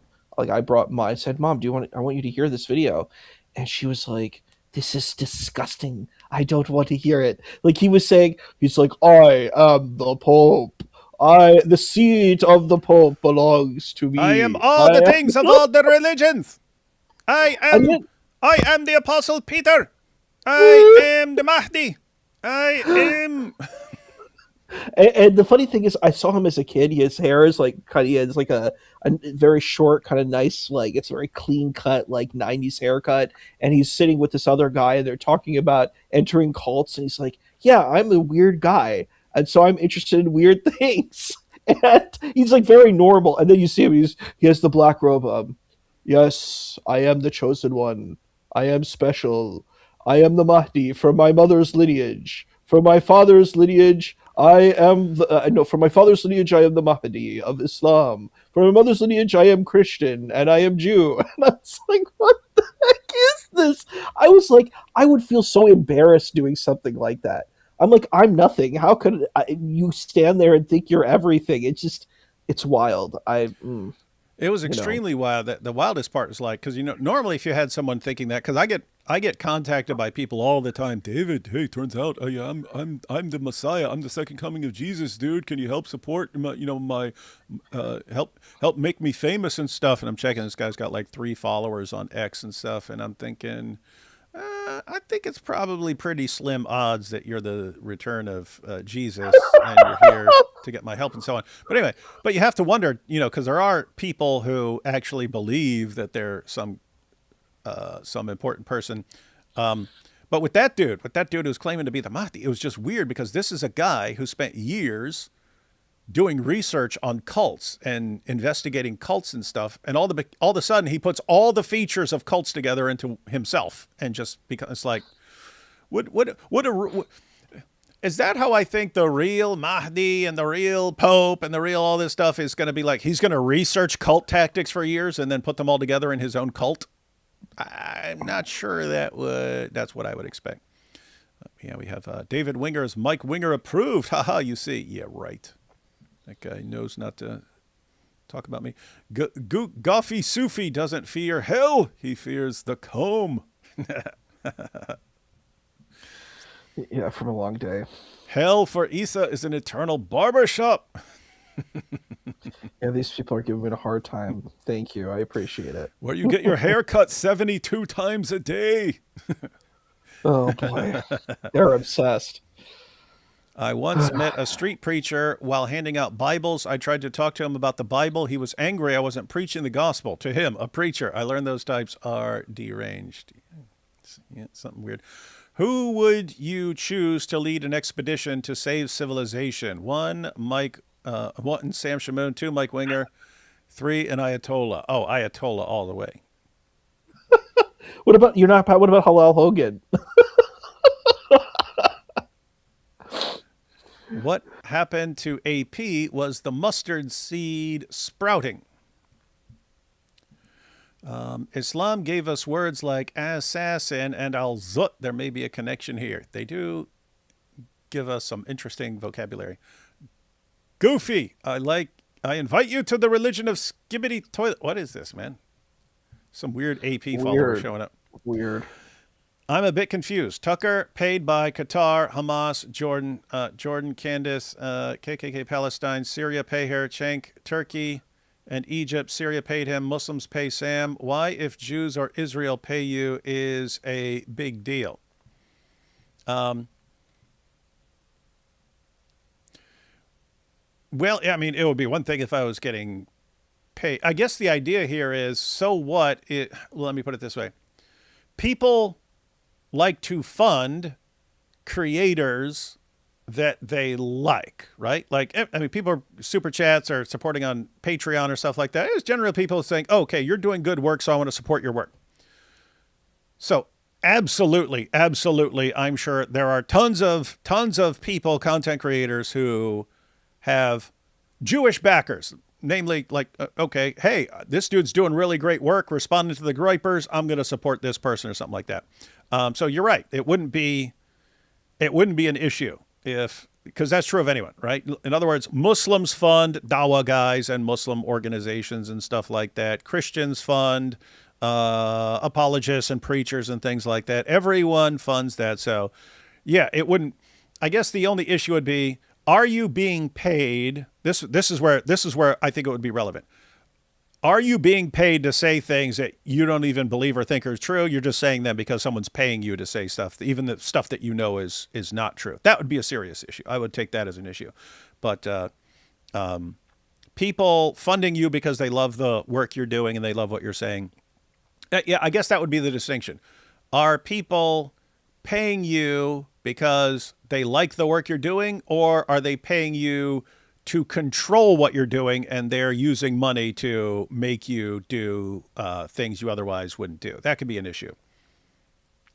But yeah, it's just I'm not being paid, guys. You know exactly. Patreon, YouTube. That's how people support me. Let's see. I also hate when non-Christians twist scripture to try to manipulate Christians and make Jesus someone he wasn't. Yeah, that would be pretty bad. And we have House of Hikmah here, total dork wingling, saying, David, I will never forgive you for filling my X feed with math questions. By the way, I humiliated you a few times. No, you gave stupid responses instead of my awesome, brilliant ones. Yeah, so just recently I've been responding to these little math puzzles and stuff and crushing them. And then you got this nerd here who comes along and thinks he can say something different. All right. So Iran, guys, going to be interesting to see what lies ahead. Keep in mind, you have people who hate the U.S., you have people who hate Israel, and they're deciding their position on Iran based on people they hate who are involved. And it's just, I mean, I'm sure this has happened tons of times in the past, but I've never seen it at this level where people will side with the most evil regimes just based on someone else they don't like. Like right now, okay, so Kim Jong-un, right? Pretty bad regime, pretty evil scumbag. Guarantee you, if the United States or Israel did anything in response to them, suddenly he would be the champion of freedom in the world, and only evil people who would oppose him. That's just what would happen instantly. Anyway, it's weird. So regardless, guys, you can like Israel or not like Israel. You can love Netanyahu or hate Netanyahu. You can love Trump or hate Trump. Regardless, the regime in Iran is horrible, does completely evil, sadistic things, kills their own people. Their own people want a better future. And so guess what? Even if someone you don't like helps the people of Iran, okay, maybe you can think, okay, I really don't like this guy, but that regime is really bad and glad to see them go. Something along those lines. All right, Issa, any final thoughts on anything before we close out? It's so funny. We always are kind of resonance and in agreement. Like, it's kind of cool. We're definitely on the same wavelength. I think I agree with just all the statements you just said. I think that what these people are doing is really bad. I do think it's very difficult because we want to take like a pro-life position where the less loss of life is the best route. And it's tough because you're dealing with a very repressive, kind of regressive administration. And I thought about them because they're kind of, I don't like people who really like lie and deceive. Like that bothers me. So, what this movement did was it lied and deceived its other. So it's interesting because the Reza Pahlavi's father was in power, and they had problems. That administration definitely had problems, and that's why there was this revolt. The issue was there was a coalition kind of movement against, the father. And what happened was when they won, this group took over. They didn't reward any of the people who fought in the coalition with them. They in fact betrayed them, and that really makes me upset when someone does treachery and betrays. When you betray your friend and you do treachery to them, they betrayed their own coalition, and I'm like, okay, you're like, you that word you use, scumbag, that makes you a scumbag right from the get-go. These people fought with you to win, and instead of giving them positions with your government, you just like tortured and abused them. So I'm like, yeah, you're already your whole lineage is already like, refutable. So then they take power, and basically they say they're going to elect their supreme leader, which I think is insane. I'm like, what do you mean supreme leader? First of all, that's not even really like your kind of standard Islamic thing, even from like a caliphate position, that there's a supreme leader. Even like Imam Ali, the caliph from within like the traditional Islamic lineage, he was not a supreme leader. He was just like an imam, he was a caliph. But even the people like in the Shia tradition don't have that title. So it's like, it's kind of an innovation that they've created, which is wild. It's just a wild situation where you consolidate power with the people wearing turbans. When people do that, I'm like, I'm creeped out as it is. You wearing a turban and you're saying, well, these people with turbans, they have ultimate power. I'm like, yeah, I'm not really with that. So this thing since 1979, it's been really bad. They've had morality police. They even had that movie. It was called Not Without My Daughter. I watched like half of it. It was very disturbing. I was really, really disturbed by it. I was like, this is just so evil. This like husband lies to his wife. Like I couldn't do that. Like, I'm not married, but if I was, I'm like, whatever it is, I'm not going to lie to my wife to make her like go to a country and then force her to stay there. Like, that just, all of that was like super creepy. It was like a horror movie. And then the thing is, I researched it and I'm like, oh my gosh, his daughter's name was Matab, like it's a real person. And she wrote a book and she's like, yeah, this stuff happened. And I was like, oh my gosh, this is like horrible. So like this regime, and there's like a book called Persepolis where it kind of talks about like what this regime did to like people, like if a woman was like a virgin and she was to be executed, like the prison guard could marry her and then assault her, and then that's like a marriage. That's not a marriage, that's a sexual assault. um let's just call it what it is. It's actually sexual assault. So they assaulted these women, and then not only are they executed, they're assaulted before they're executed. I'm like, this is just like the pinnacle of evil. Like there's nothing good here. This is just evil. I don't care if you say you're Muslim or whatever religion you are. You're just like, it's an evil scumbag. You know what I mean? Like you said, these are evil scumbags. And I'm like, and then you're supporting Hamas that throws people off, that throws their rivals off roofs, has intention to do genocide, and will basically murder anybody they find. They're not even interested in killing Jews. They're just like, we'll just kill everybody. We're going to kill our own fellow Palestinians because they consider themselves Palestinians in Jerusalem. Like the Arab citizens say they're Palestinians, and they kill their own fellow Palestinians who did nothing wrong to them or just trying to live peacefully in Israel. They kill them. They kill Thai people. They just murder everyone. They murder everyone out there. So I'm like, you're murdering. So they support these murderers. Hezbollah are doing murder. I mean, the Houthis are doing murder. All of these groups are doing murder, and they're just kind of grotesque, entities. And it's like people supporting it. It's sickening. It's a sickening thing to see the support for these very vile characters. And I'm like, yes, Reza Pahlavi, there could, like you said, there might be some problematic elements. Okay, but is he vastly better than whatever this thing is? Yeah, obviously. There's not even a debate. You can't debate this. The guy is like a civilized person.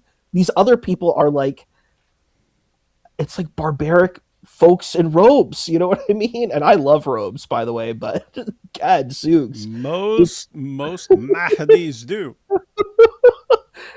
It's insane, brother. It is an insane proposition, and I don't know how anyone could stand for this. It's really disgusting. And instead of actually trying to deal with it, they just say Israel's at fault. No, Israel's not at fault. This government is at fault. Hold these people accountable. They've done evil things, and they need to be held accountable for it. I'm against any killing. I believe in pro-life. I think we need to have pro-peace. but sometimes it can't happen. But that's what I pray for. I always say, let's have peace, let's have patience. Sometimes it won't happen, but that's my intention. So that's what I feel. Thank you. And last super chat here. People really say Jesus was a communist, Jesus was an immigrant, Jesus was a minority, Jesus was a Muslim, Jesus was asexual, homosexual, with a straight face. Yeah, people say. The general rule is it's easy to say things, ladies and gentlemen.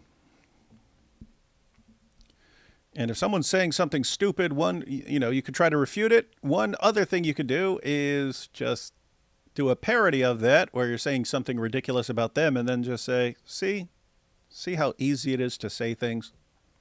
And then you hope they get the point. Oh, saying something, very easy. Defending something, that's a different category right there. All right, everyone. Got a couple of things going on tomorrow. I think I'll be live with Mike Jones, Inspiring Philosophy, at 3. That's not relevant to you guys because you guys are the late night crew. The 3 is more relevant to the like Europeans and so on. But IP and I, we both recently made videos responding to the Muslim argument about Muhammad in Deuteronomy 18. And so tomorrow we're going to have a live call-in show. So tell your Muslim friends, anyone who wants to defend the idea that that is a prophecy about Muhammad in Deuteronomy 18. Going to be live call-in. And people can have every opportunity tomorrow, 3 o'clock p.m. on IP's channel, to show us that that is about Muhammad. We'll give them the opportunity. You could be the hero of Dawah forever if you can show us that Muhammad is prophesied in Deuteronomy 18. All right, everyone. Thanks for joining us. And I guess we're going to see what happens. We're going to see what happens in Iran. Boy, what a messed up situation. But hope it works out for the best. All right. Catch everyone later.